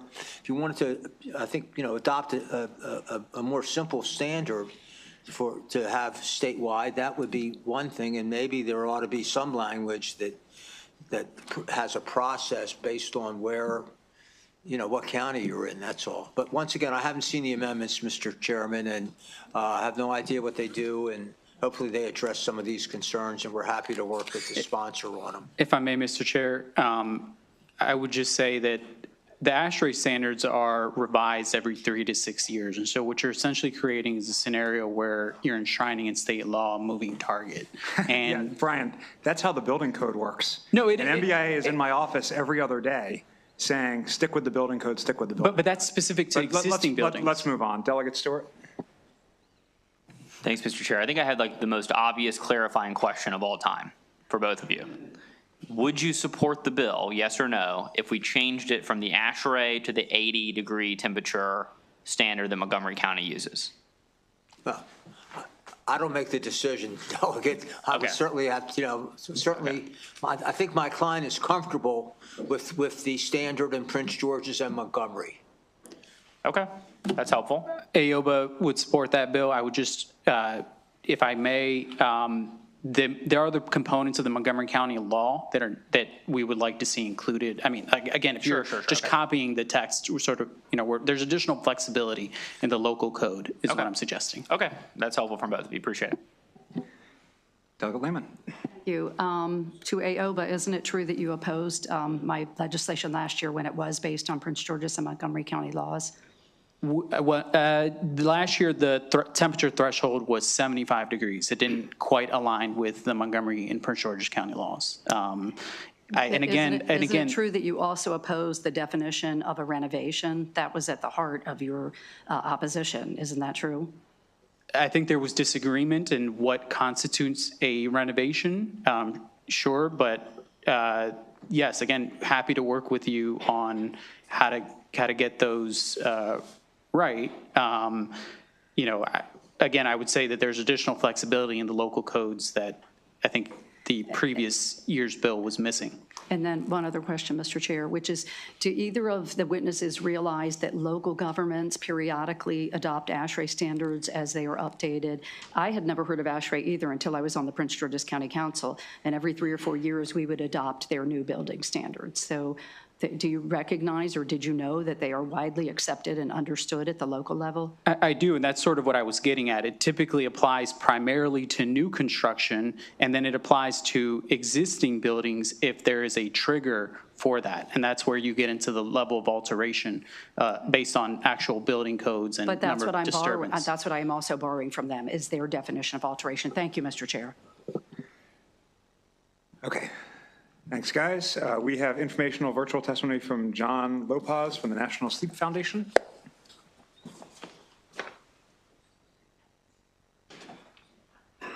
Yes, Mr. Chairman and committee members, my name is John Lopos. I'm the CEO of the National Sleep Foundation. I'll be providing testimony today in a prepared statement. Thank you for inviting the National Sleep Foundation to share a perspective on this air conditioning bill, HB 0339, relevant to the sleep health of Maryland citizens. For note, Maryland has precedence in sleep health and safety, as a Maryland DOT previously joined with NSF in our drowsy driving prevention campaign in 2022. There's only one National Sleep Foundation. We're at nsf.org. We're a 35-year-old independent 501c3 nonprofit headquartered in Washington, D.C. Our mission is to educate people about the importance of sleep for health and well-being. One of our goals is for community, infrastructure, and environments to respect sleep health. Our promise to the public is to help anyone and everyone be their best slept self. One critical focus in our best slept self model is for people to prioritize and maintain a healthy sleep environment, one that is cool, dark, and quiet. Individual needs and situations can be different, but our evidence-based recommendation for sleeping room temperatures in the range of 60 to 67 degrees Fahrenheit. Simply put, air conditioners and rental units can help to maintain a cool sleep environment that is conducive to good sleep health. Here are 4 relevant results from our new 2025 nationally representative sleep health check research with over 1,300 American adults. Nearly a third of U.S. adults sleep in a cool, quiet, and dark environment just 3 days or less during the week. This is a target for improvement. Residential climate control is Americans' highest ranked and most important home feature they think can help them and their family sleep better. 53% of U.S. adults say they would pay more on rent or a mortgage for a home designed to help them and their family sleep better. And 45% of U.S. adults said they would pay more than their current rent or mortgage for a home designed to help them and their family sleep better. Consistent with our goals, NSF would support efforts in the built environment that help improve sleep for health and well-being, and thank you for questions. Thank you. Any questions? Okay, I just want to confirm that John Becker, is John Becker here? Okay, then that concludes the bill hearing on House Bill 339. We will turn back to Delegate Holmes. House Bill 299, Real Property Governing Bodies of Common Ownership Communities, Member Training. Committee, and Mr. Chair, would it be okay if I passed around a little booklet around, Mr. Chair? Thank you very much.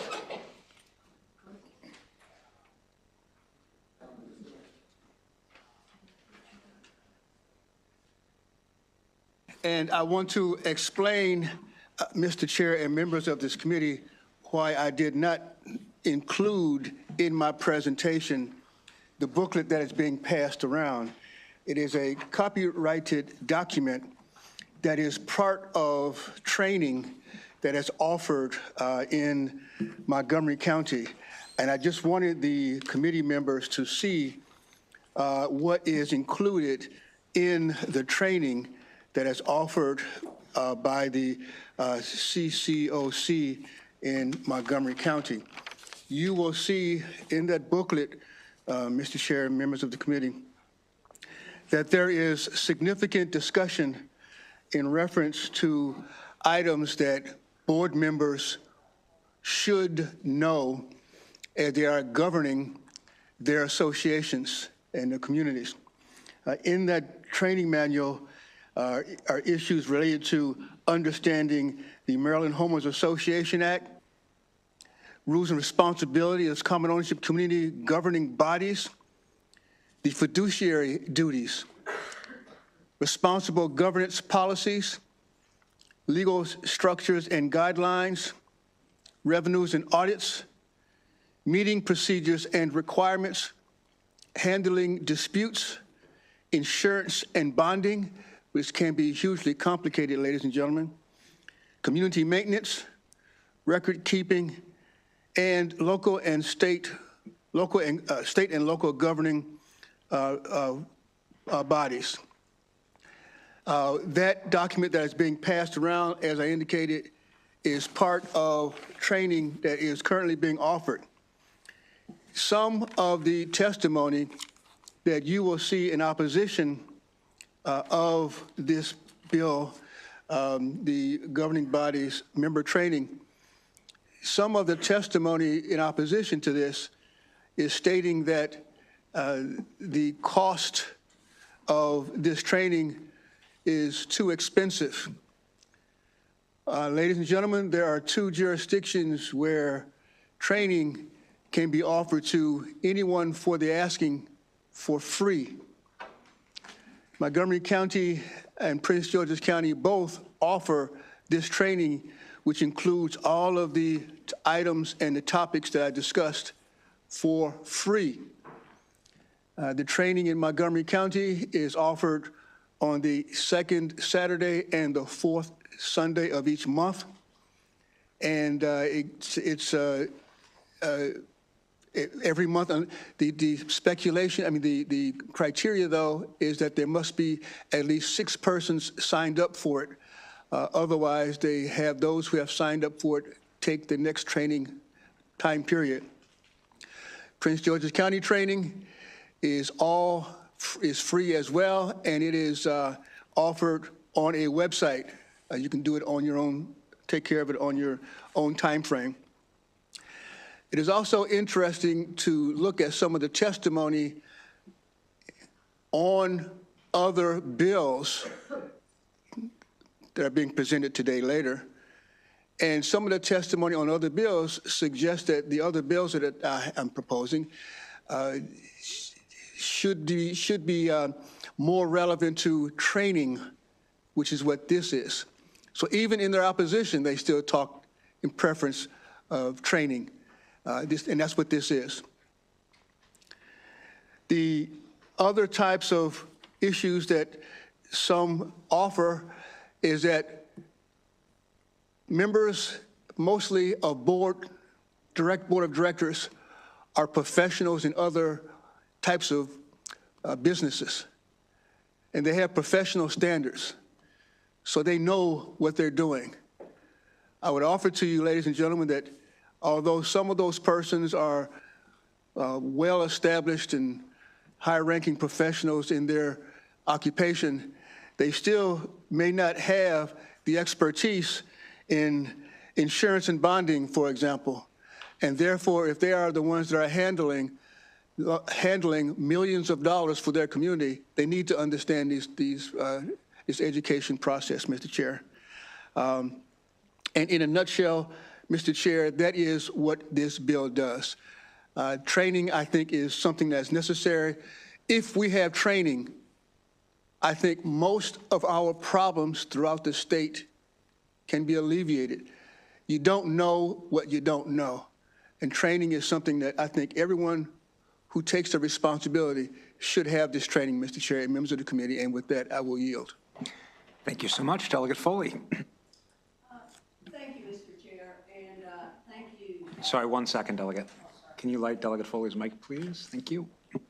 Thank you, Mr. Chair, and thank you, Chair Holmes, for bringing this bill. My question is on page 2 of the bill. Beginning on line 9, I'm sorry, not line 9, line 14, the bill enumerates what is required with the training. In other words, it has a list of things that it's not just any training, it's this particular training. And there are 5 things listed there, and then an additional, on line 29, additional curriculum that will be included. My question is, does the training have to include all of those things? Like, does it have to be a common ownership, done by a common ownership commission recognized by the state or local government? Is it an institution accredited by the Middle States Commission on Higher Education? Is it also have to be a nationally recognized certification credentials for community managers?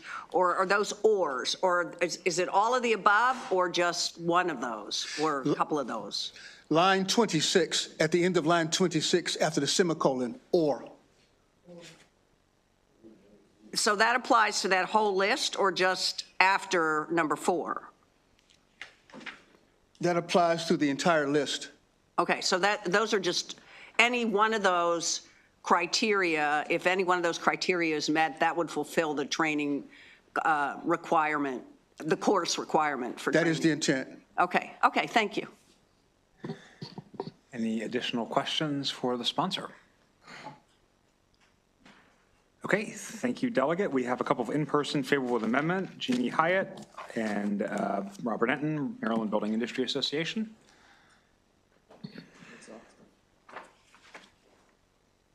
Mr. Enton. Hello, thank you. As a former teacher, I have to be for training, but what I would say is this. I think Delegate Holmes has really listed an excellent curriculum, and I think it would be very helpful for all board members to know this. However, the one amendment I would make is that I would make it voluntary and not mandatory. And the reason for that is we already have difficulty recruiting good people to our all-volunteer boards. And my fear is that now, if you put on top of that a mandatory requirement that they have to attend this training, which you would hope they would do, but if it's mandatory, I think it just adds one more obstacle we have to overcome to convince good people to be on these boards.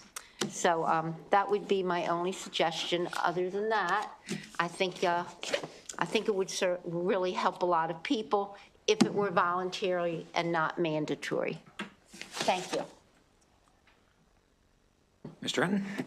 Thank you, Mr. Chairman. Once again, Robert Enton on behalf of the Maryland Building Industry Association. You have our written testimony. We are favorable with amendments. We've talked about our concern with the sponsor, and it's a very simple amendment that officers appointed by the declarant, i.e. the developer,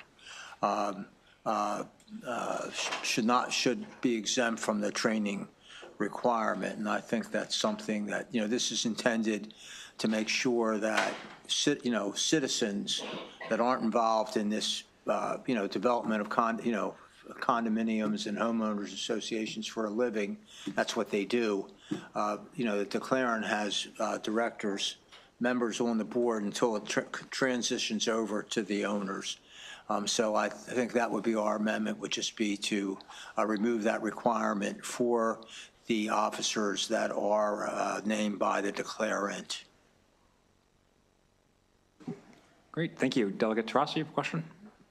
Mr. Chairman, can you just say some more about why they should be exempt and what the harm is in having them? I'm sorry, can you talk about it? Can you just say something more about why should, I understand that you'd like it to be aimed at the others, but why do they need to be exempt, and what would be the harm in them participating in these trainings? Well, if I'm the developer, i.e. the declarant, okay, there's a period where I have members of the board. Those members are professionals that are involved in our business, in the business of development. They're the ones that created the condo association and the homeowners association. That's what they do for a living. And I think this purpose of this bill was to make sure that the citizens that go on the board get the training. We don't think it's necessary to require training for the members of the officers that are appointed by the developer. So, but the developers are in the business of developing, not in running HOAs, right? I'm sorry? They're in the business of developers in the business of developing, not running HOAs. Right, but I just don't think they need to be educated about in the same fashion that a citizen with no experience or knowledge of condo association laws or how the associations work need to be, that's one thing. But for the people that we put on, we just don't see the need to mandate that they be, go through this training program. And what would be the harm? Well, look, it takes its time, it's expense. Well, I just heard that there was. We just don't think it's necessary. Okay, so it's time, but Delegate Holmes spoke to free training being available, so. Once again, we just don't think it's necessary. I hear you. Thank you. Delegate Foley. Thank you, Mr. Chair. Following up on Delegate Terrazas' line of questioning, so Do developer members on boards of homeowners associations, do they get any training at all? I'm sorry? Do developers who serve on homeowner association boards for that first period of time, do they get any training at all? I think once again, I mean, this is what they do for a living. And, you know, you're the ones that created the declaration. You're the ones that created the community. This is what they do for a living. You know, that's what they do. As compared to just an average citizen who's buying a unit or a house. Yeah, I understand, but we also have a lot of average citizens who serve on numerous of these homeowner association boards when they move and whatever. So my question is, do they get any training for that? I mean, they get training from their employers. They get, you know, training from being in this business and working in it for, you know, years and years. Because just a comment, I don't think that they have to get retrained every time. I don't think that's what the bill contemplates, but anyway, thank you. Delegate Terrassa? Delegate Foley's point, thank you, Mr. Chairman. To Delegate Foley's point, do they get training on being board members? I think what you're saying is that in whatever capacity they work, including being a builder, they have training in what they do, right? But do they have training? It's what they do for a living. They don't, but I just asked you, do they run homeowners associations for a living? I'm sorry? Do they run homeowners associations for a living?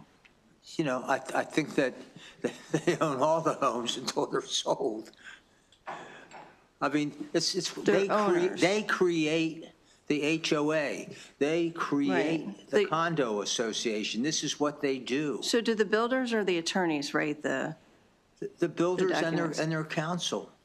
You know, that's what they do for a living. So the attorneys write that. Are they the ones that serve on the boards? No, they work with attorneys, of course. Thank you.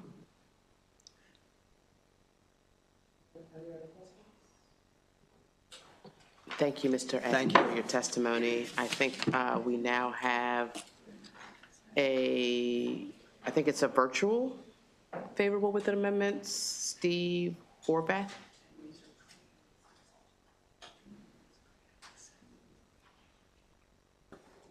Good afternoon. Thanks very much, Steve Horvath from HOA United.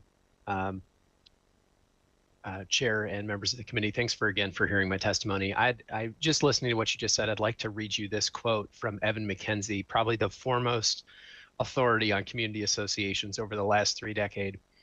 The CC&Rs are written by the developer and are normally only subject to modification by supermajority vote of all members. So the developer's idea of how people should live is, to a large extent, cast in concrete.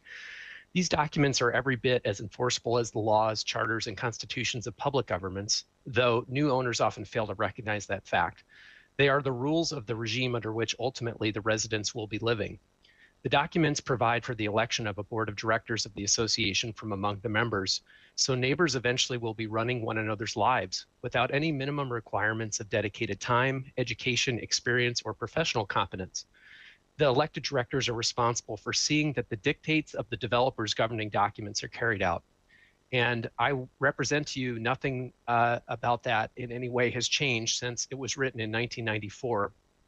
We recommend overwhelmingly favorable with amendment report on this bill. We would recommend to you that you update the language to provide for a minimum amount of training. Florida now requires a minimum of 4 hours. They actually require 8 hours for much larger associations. We would also recommend to you that directors and officers who fail to complete and certify completion of the training should be automatically removed or suspended from their position without any action or decision or discretion of the board, because by and large, the board would fail to want to take that action in many cases. And third, we would recommend that just like Florida and Mexico require, that you should require certification from board members that they have read the governing documents, will uphold the documents, and will faithfully discharge their duties. And if they fail to do that, they should be removed or automatically suspended, just as all of you have to take an oath of office to serve as legislators. Thank you very much. Thank you. Are there any questions for our favorable with amendment virtual witness? Delegate Healy. Yeah, for the last witness,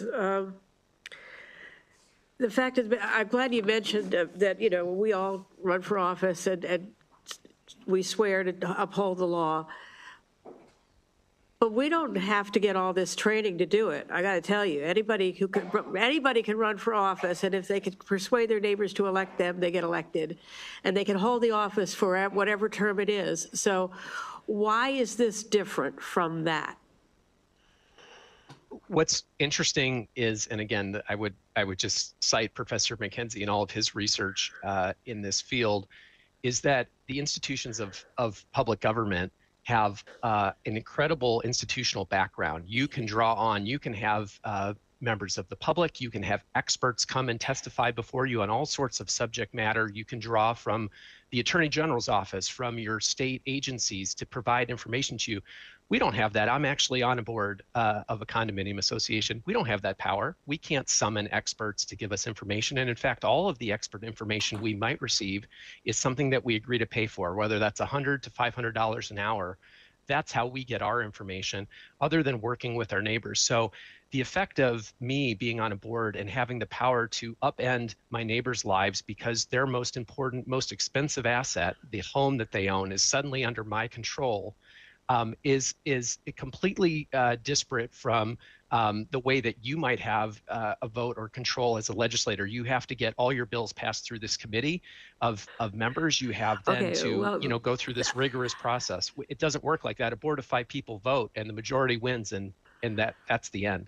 Well, yeah, that may be true at this level, but a municipality with, 5-member city council is very similar in some ways.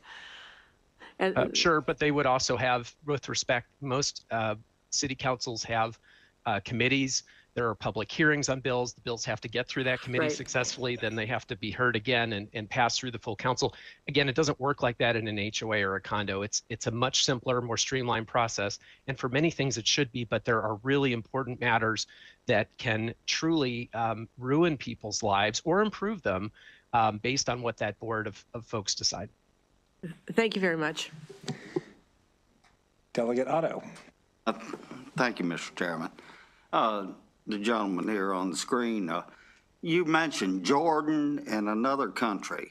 I'd like to know their structure of government and how they set their policies and some of your testimony. Delegate, I'm sorry, I'm not familiar with a reference to Jordan. I did reference Florida and New Mexico in my testimony. But you did mention 2 countries and their policy. I apologize, I'm not familiar with. It was a location in those states? Well, I just want to clarify it for my concern. Okay, you good, Delegate? Thank you. Okay. Thank you very much. I do not see any more questions for this witness, so appreciate you being here. We have some in-person unfavorable testimony. Carol Jenkins, Cross Keys Duns Grove Condo Association, and Sarah Taylor, Condo 1 Cross Keys. And just confirming John Becker is still not here, right? Okay, please go ahead when you're ready.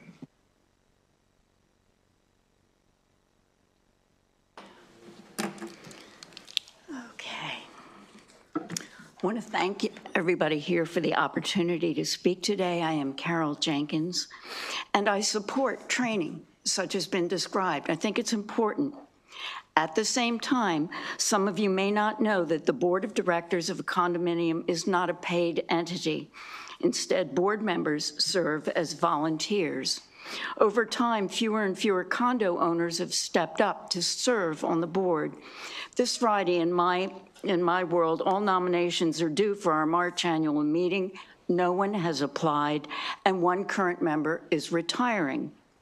New legislation proposed to increase state government oversight of condominiums can be a strong deterrent to board members either joining or remaining as volunteers. This is particularly true of HB 299, which would require board members to successfully complete a certain training curriculum in a certain manner and subject to certain requirements. This bill is supported by penalties for a board member who does not complete this training. If it was voluntary, it would be much better supported. Well, were this a paid position for your members on the board, such training makes excellent sense. But as it stands with HB 299, condos will lose volunteer board members if this training is required. As this board attrition happens, as it's happening in my unit, the viability of condominium structure, which has served so well across the state since condos have been a housing option, might be in question.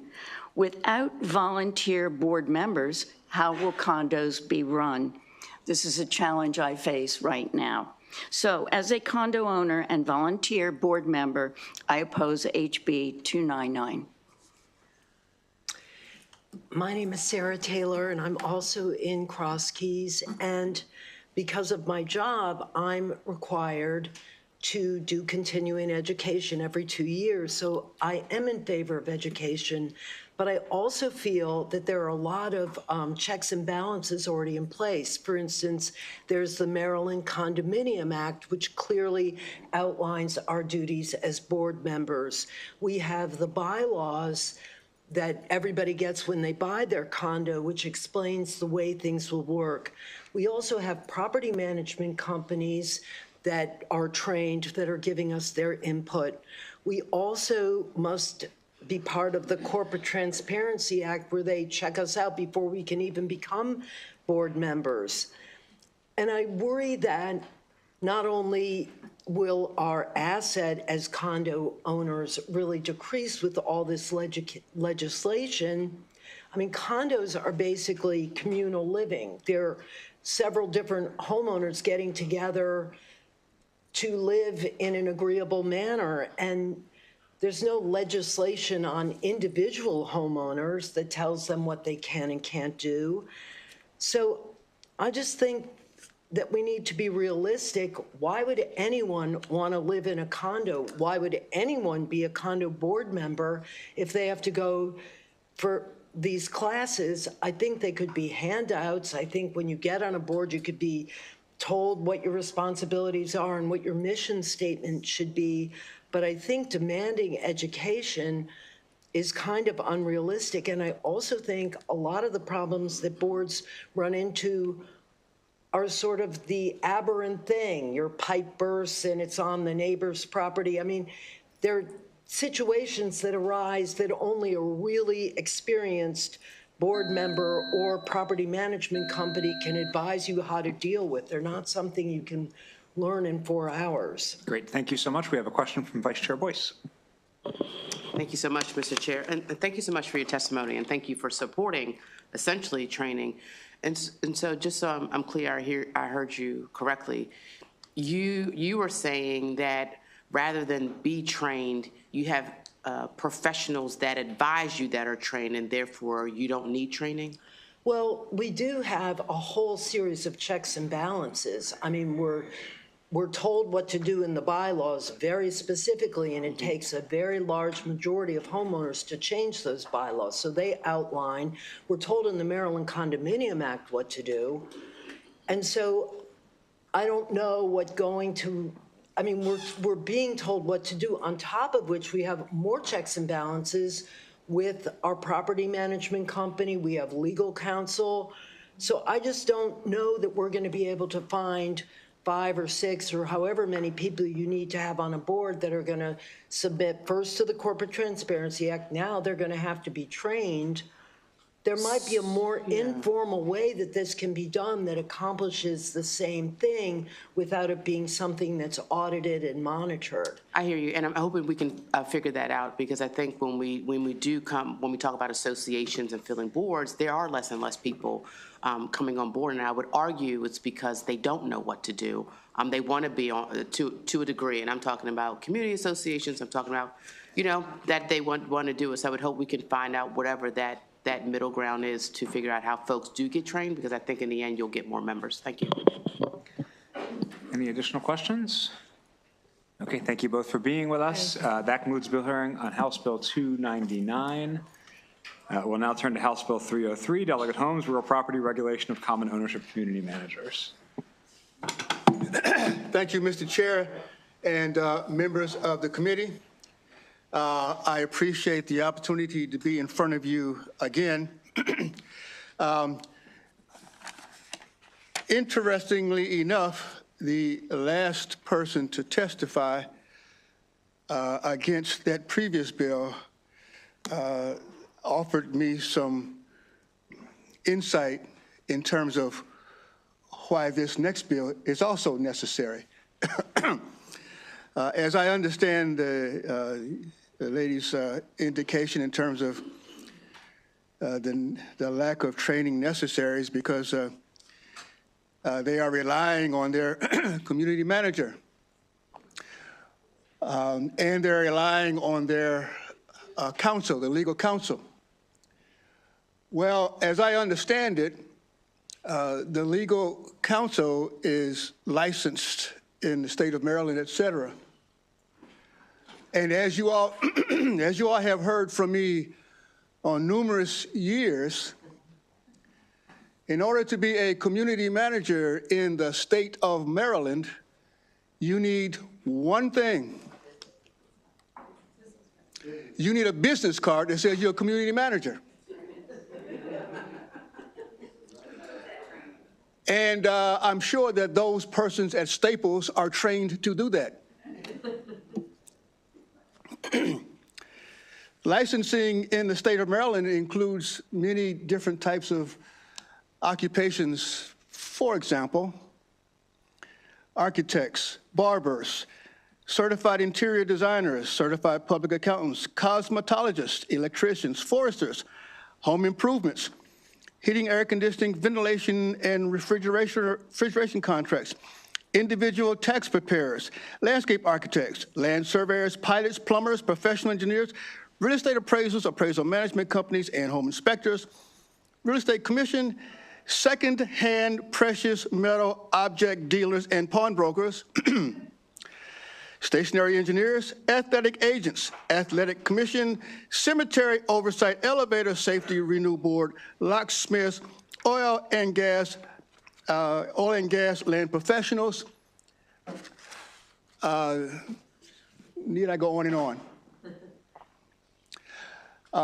Some of those persons that I just mentioned are not responsible for millions, plural, millions of dollars for a common ownership community. Some of them operate a small business and they take care of that business and you don't see them again, and that is the end of their professional requirement to you. There have been a number of community managers that have absconded with millions, plural, of dollars.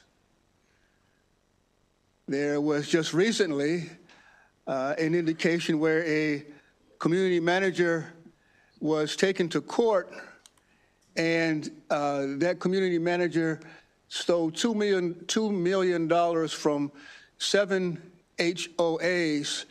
The HOAs were located in Prince George's and Montgomery County. That community manager was sentenced and was required to pay the $2 million back.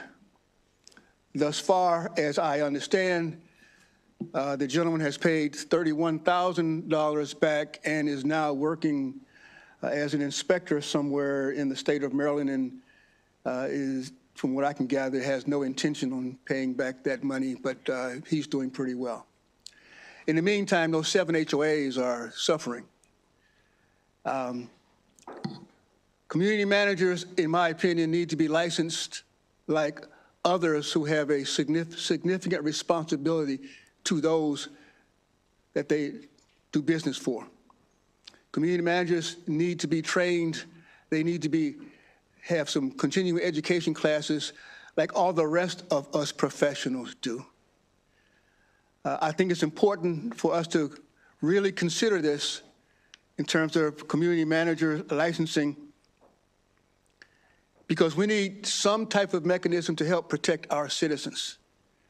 They are looking to us to help them not lose their money when the cost of insurance, et cetera, is continuing to go up. Thank you. With that, Mr. Chair, I will yield and take on questions in terms of the community manager licensing bill. Thank you, Mr. Chair. Great. Any Delegate Foley? Thank you, Mr. Chair. So I have a couple of questions, if I may. First is, I'm having trouble kind of getting my head around this associate community manager license. So I understand about community managers, but what exactly would that job be? I mean, maybe I'm just not that familiar with, the way associations are run, but what exactly would that job be? You're talking about the board? No, the associate, so you have two types of licenses. The associate community manager, yeah, okay. I understand totally. What I am establishing is a tier of responsibility for community managers. There are 3 different tiers. And what you're talking about is the lowest tier.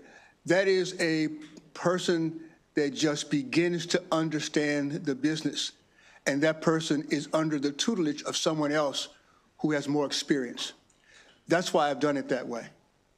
Okay. Just like an apprenticeship in plumbing, et cetera. They are a plumber apprentice. They are not fully licensed.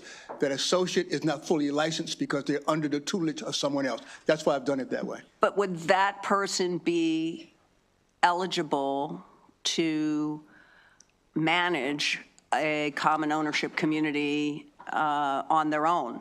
Under someone else. And if you look at the legislation. Right.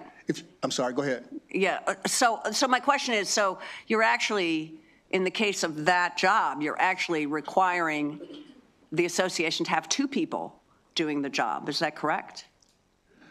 I am requiring that someone first come into the business, be taught how the business should be run. Yes.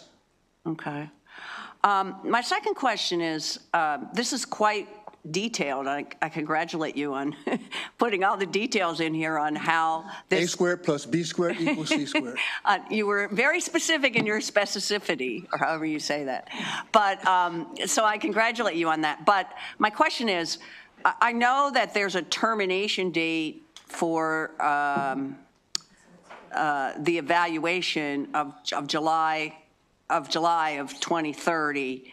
Is that how long it's going to take to get the board in place and get the process going? I mean, what do you envision? It's going to take a long time to set up this board, the certification board, right?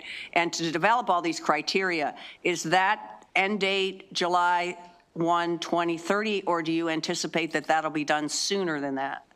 I have been advised that it's going to take a little bit longer than I anticipated to get this whole process up and running. Right. To answer your question. So I fully expect that I am going to put some amendments in here relevant to this date to get to a point where it can be fully established. It's going to take some time, but I at least want to get this started. Yes. Okay, so your anticipation is that people will start applying for these licenses in 2030? Is that? I expect that as soon as this legislation is passed, persons will start to apply for these positions in the certain areas that they have expertise. For example, there are persons in the state of Maryland right now that have certifications called PCAM, okay? Those persons would qualify under the highest level that this bill is written, okay? Okay. There are other persons that have certifications called CMCA, okay? They would qualify under a lower qualification that is written in this bill. There's another qualification listed called AMS, Association Management Specialist. Okay. The only reason I know this is because I have those certifications. I have 2 of them. I don't have all 3. I have 2 of them. The only reason I know this is because I have the certification. I've gone through the training. Those levels that I've just indicated would allow persons to apply in those 3 categories immediately. Okay, I didn't see that in the bill, but maybe it's there. I don't know. Yeah, there are three different criteria. Okay. And those three certifications that I just gave you would allow any one of those persons to apply for any one of those three categories. For example, I am a CMCA and I'm an ASM, so I can apply for one of those things right away. Okay, thank you. Yes, ma'am. Okay, I do not see any further questions for the sponsor, so we'll turn to favorable virtual testimony from Steve Horvath from HOA United. Thanks again, Chair and members of the committee, for hearing my testimony. For the record, again, Steve Horvath from HOA United. We recommend a favorable report on this bill. The best examples in the United States of community manager and management licensing are Florida, Nevada, and Virginia. And actually a more comprehensive model is Ontario, Canada's CMRAO. And that's been provided in my written testimony as well.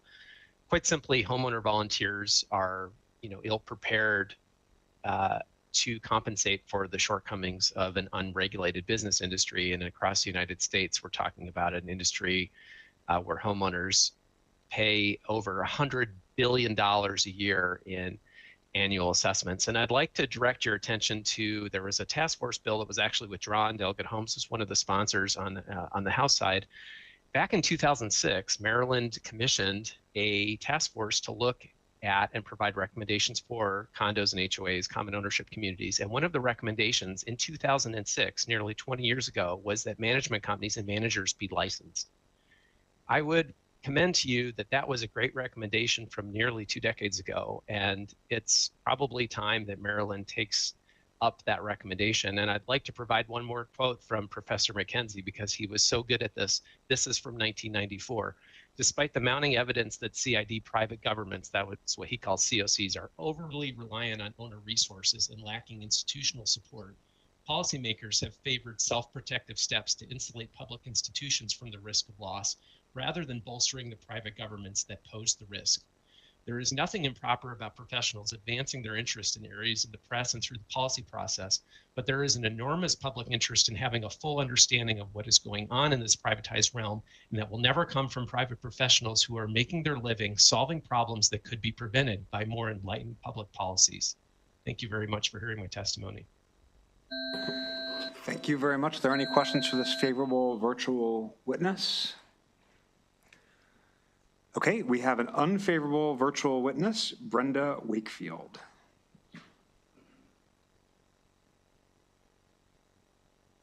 Ms. Wakefield, are you there?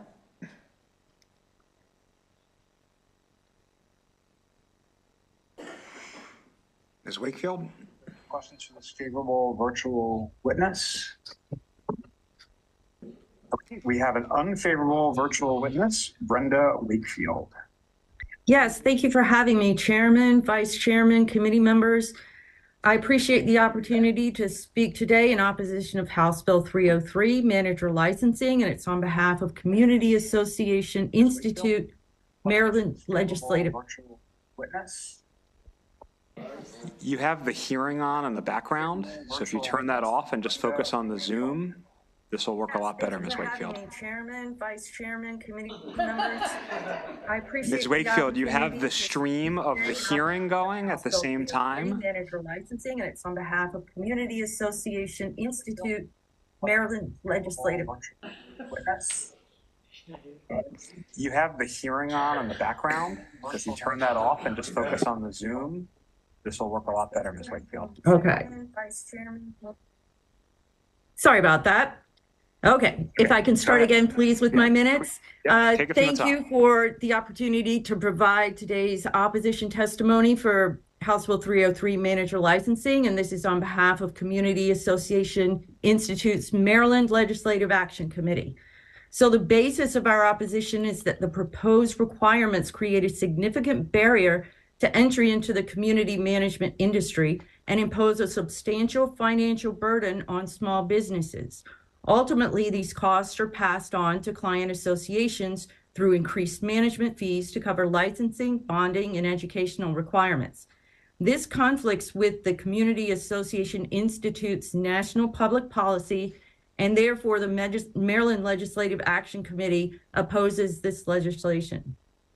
As a small business owner myself, specializing in management and consulting services for very small associations and self-managed communities who have limited management needs, I'd like to highlight the meaningful financial impact of licensing on small associations and small businesses like mine. The profit margin in association management industry is very slim. The 2024 fiscal note states that small business expenditures would increase by at least $850 for required licenses, plus potential costs for training and exams. With few clients and small management fees, this licensing requirement would force me out of business.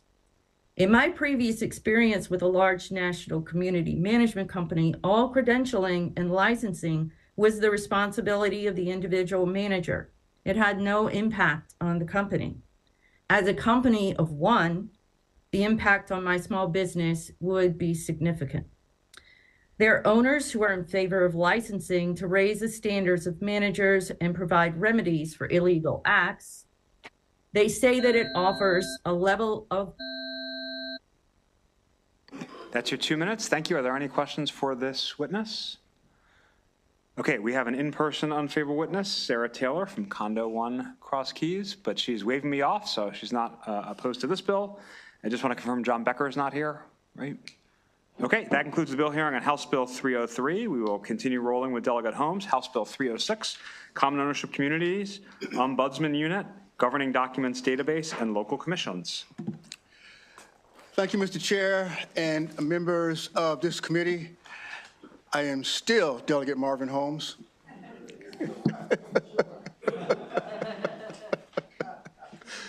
Thank you so much. This is my last bill for this afternoon. This is H. Bill 3.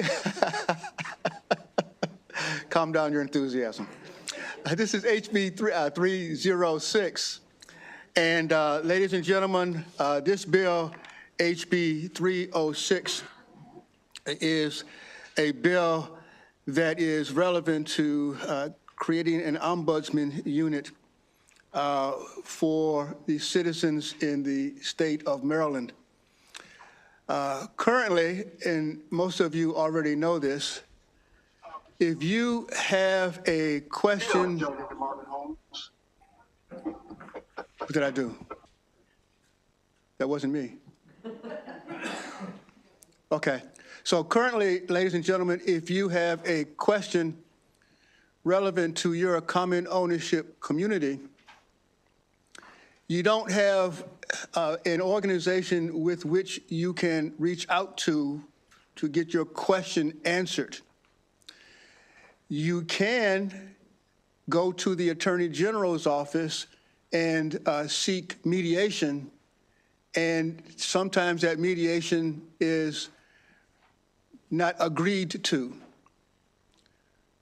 And at that, also the Attorney General's office, if you call and ask them a question, they cannot give you legal advice. There are a couple of jurisdictions in the state that have a CCOC, a Commission for Common Ownership Communities.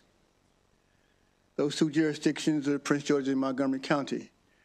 They do not operate the same. Montgomery County's CCOC is something that I've tried to model certain pieces of legislation after, because in Montgomery County CCOC, if you have a question, and this is what I'm getting ready to say is also relevant to Prince George's, you can go to their monthly meetings and you can ask a question of that CCOC in their monthly meetings. The questions are not relevant to legal advice either. The ombudsman unit that I would like to create is a place where persons can go and seek legal questions prior to seeking a lawsuit with the Attorney General's office. Many of you know if your constituents have questions, they will call and I will set up websites, webinars, et cetera, to discuss their scenarios with them, but it is not legal advice. I would like to have some place where people can go to really get assistance at a state level. As I indicated at the top, in the state of Maryland, there's no place that you can go to get assistance if you have a question relevant to your common ownership community. And that is where I want to establish the Ombudsman unit. I want to thank the Department of Housing and Community Development for their consideration in assisting with this legislation. Because as you can all see by the fiscal note, it is a little bit expensive. And I'm sure that some may be asking how I intend to circumvent that, and I'm hopeful that other jurisdictions may be able to help me out.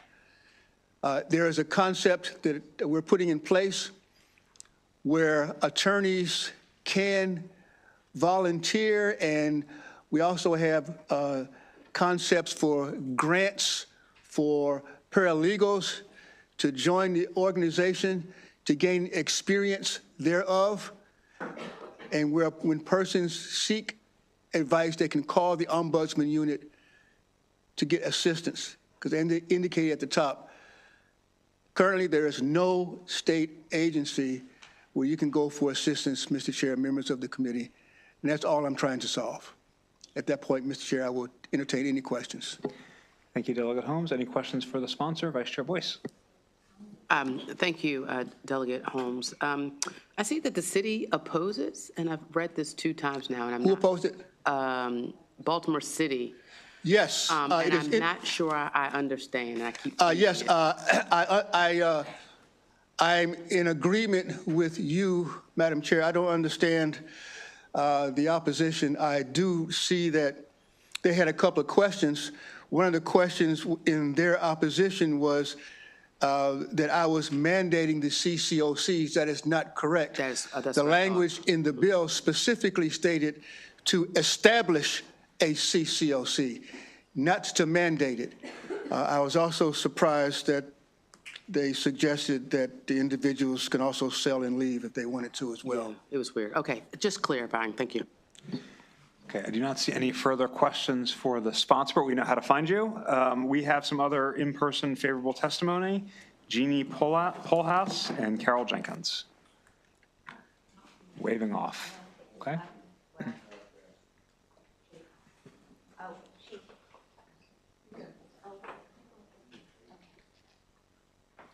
Can we make sure all the mics are on? Sure. Okay. Thank you. I am Carol Jenkins, and I appreciate this opportunity to speak today. I support the establishment of a full-time common ownership community ombudsman with staff as provided in the state budget, who investigates, reports, and helps settle complaints through recommendations or mediation. However, I'm opposed to the establishment of a local commission which could make decisions on any disputes for something that can be resolved by the association. In my experience of volunteering for 8 years on the board, several issues have been brought forward, both by residents and by adjoining properties. We were able to resolve these, sometimes at a minimum cost, other times at no cost but our time. Had the individuals sought the counsel of the commission, the results would likely be far more costly to the association. This bill would require all common ownership communities in the county to register with the local commission annually and pay fees. Further, the commission could levy fees for service, including attorney's fees.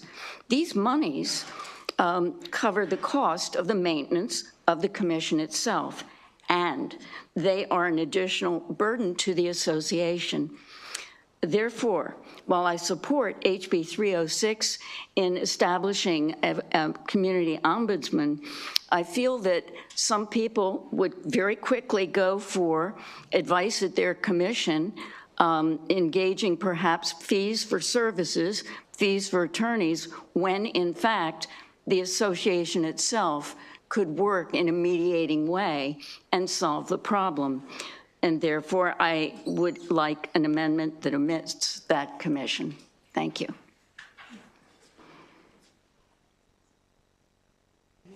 Should I speak? Go ahead.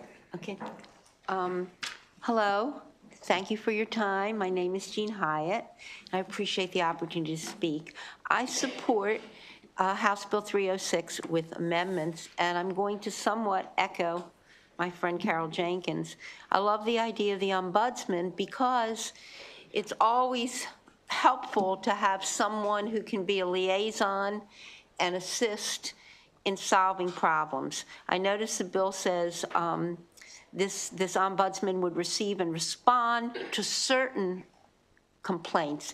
I have found that when problems arise with laws, it's very often because of the vagueness in the law. So this says respond.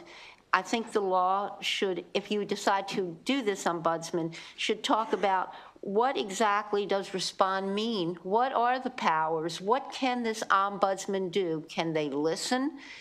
Make you feel good? Can they actually do something? Just a little more specifics there. In addition, it says certain complaints. Are there certain categories of complaints and others not? So I think that should all be put in the law. Will this ombudsman have the power to actually obtain a resolution? So those are the things. I do want to mention that many years ago, there was something through the Baltimore Bar, I think, and you could call and get free legal advice on different things. And what I found was, and this is more a cautionary tale, is that didn't work so well. You would be put on hold for hours, and they only had like 3 hours twice a week. And there were so many calls that they couldn't answer them in those 6 hours. So eventually you just gave up. So that would be something that would need to be worked out. How could this be manned and meet the demand? My other amendment is on the other 3 parts of this, I would say skip them, the commission and the other things, because we already have so many regulations. Okay, thank you. Why don't I bring up Mr. Enton as well, since we shifted into favorable with amendment? Mr. Enton, did you have favorable with amendment testimony? Yes. Oh. Stay here.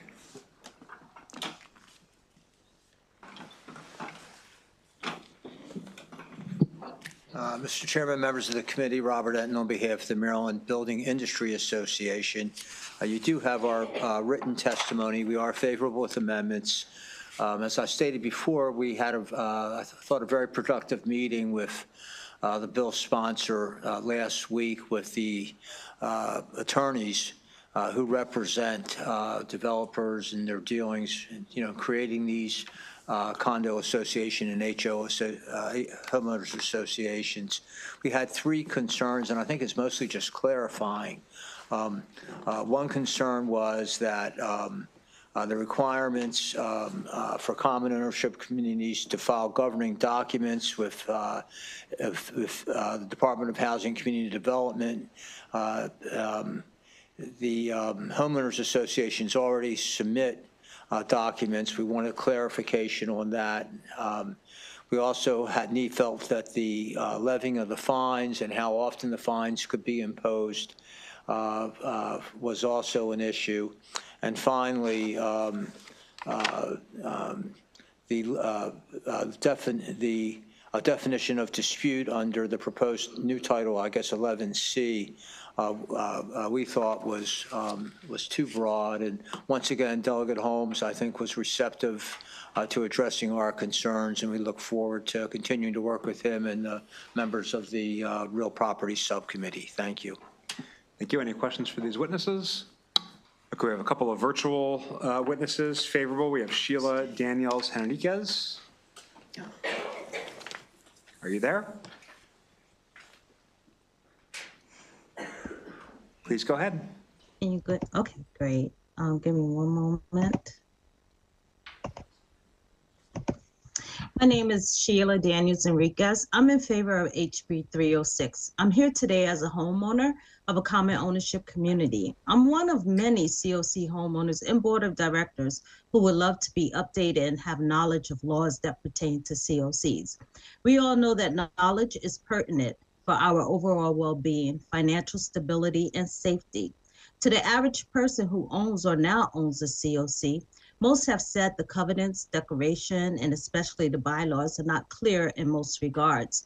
Therefore, assisting members in understanding their rights and the processes that they will need in order to assist them upholding state and county laws and regulations, as well as their own documents, is without question imperative for awareness, understanding, daily living, stability, financial wealth, and well-being and safety.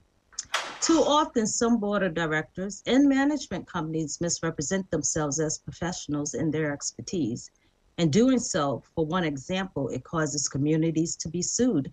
This causes the community's insurance to increase, which causes member assessments to increase. These are not positives. It's the board of directors' fiduciary duty and under the business judgment room to act in good faith in regards to its members. In addition, as a business, management companies are required to utilize their knowledge and expertise to prevent casualties to those who they do business with. The management company stores and has access to members' information. Therefore, there should be no errors. However, in most instances, neither have a mandatory certification or the professional training needed, which is why passing Bill HB 306 to protect and support COC homeowners is greatly needed. Thank you. Thank you. Let's turn to Steve Horvath from HOA United. Thank you, Chair and delegates of the committee. Again, Steve Horvath from HOA United. We'd really like to recommend you carefully consider this bill in light of what you already have in legislation and what is or isn't happening.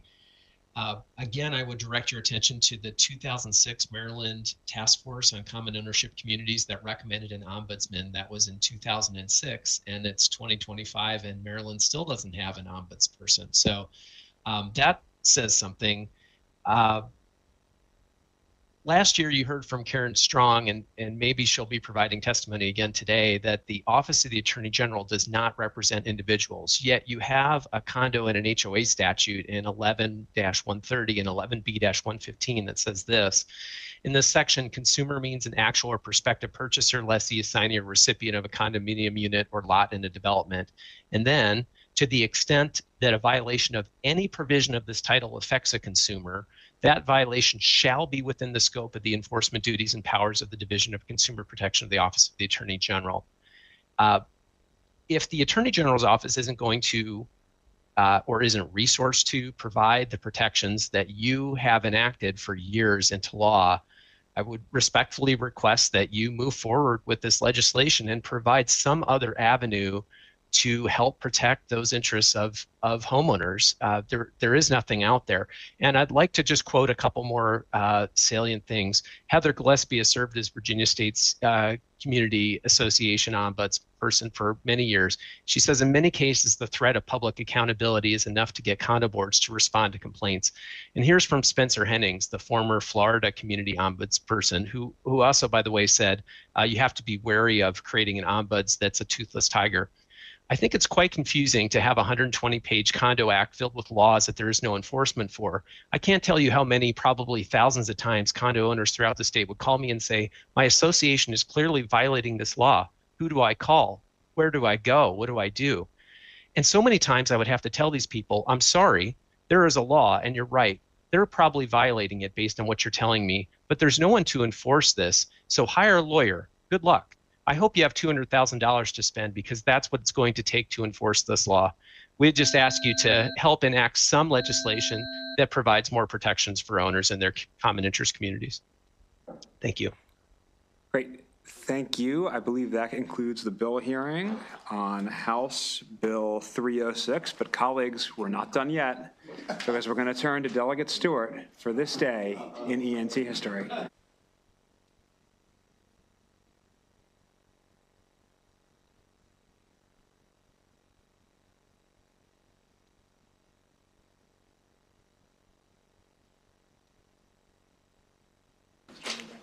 Good afternoon, colleagues. So as you all know, this is my third year doing the Moment in ENT history, and I have never failed to feature a member of the committee while doing my Moment in history. If you may have noticed, there's a working theme. One member of the committee gets featured each week. However, I received such positive feedback from my previous Moment in history about Delegate Siliberti and going deeper into the committee's history. I hope you'll stick with me because I'm doing something a little bit different. This one actually features ENT, but not any current members. If you don't like it, you can tell me, I'm open to feedback. It has been 40 years since the Environmental Matters Committee was the site of the most heavily lobbied bill of the 1985 legislative session. In fact, many called this bill at the time the Lobbyist Full Employment Act of 1985. Seriously, that's what they called it. The bill banned the use of phosphates in detergents. And the chairman of this committee, Larry Young, who later became a senator and then even later inspired a popular character on the HBO television show The Wire, said ominously of the time at the lobbyists, he said, "They call you at your hotel. They wait for you when you walk out of your hotel in the morning, and they're the last ones you see at night." The lobbyists argued, and this may sound familiar, that the legislation would decimate consumer choice for phosphate detergents, which all consumers, of course, preferred, and it would increase costs. And at one point, there was actually more than 20 lobbyists working against this one piece of legislation. Ultimately, the bill passed this committee 18-6. But it was so watered down with exemptions that the committee was roundly mocked by all sides. This committee actually exempted, for example, hospitals, and most controversially, it exempted coin-operated laundromats. Those exemptions were later removed in a conference committee with the Senate, but the most dramatic moment of the whole session came when one member of this committee proposed an amendment to send the bill to a study, and it narrowly failed on a 13-12 vote. Yes, and so it ultimately did pass without the exemptions, and in 2000, 15 years later, a comprehensive study found that the phosphate detergent ban didn't cost consumers any more money, but it did decrease concentrations in the bay of phosphorus, which we know creates algal blooms and all sorts of bad stuff, by 30%. It actually reduced phosphorus into the bay by 6 million pounds per year. So let's give a hand to our predecessors on this committee. No one currently here, but our predecessors who did sit in these seats, who withstood intense lobbying efforts to pass a kind of mediocre bill, but then let the Senate win in a conference committee in their wisdom, and because their efforts in all seriousness then, and of course before and after, helped deliver the relatively rosy Chesapeake Bay report that we got last week. All right. Here, here. All right, subcommittee announcements, Madam Vice Chair. Mr. Chair. Thank you. Thank you, Mr. Chair. The Natural Resources, Agriculture, and Open Space Subcommittee will meet at 4:35. We have 3 bills. 4:35, 3 bills. Thank you. On Zoom, of course, on Zoom. Any other subcommittee announcements? Okay, Delegate Healy. I don't have a subcommittee announcement, but I do want to mention that particular bill. I was a newspaper editor at the time. I wrote an editorial all about going gray to save the bay, that your clothes would no longer be really white, but at least you'd be saving the bay. I'm glad we found a good current ENT member tie-in. With that all, we are adjourned. Have a great afternoon.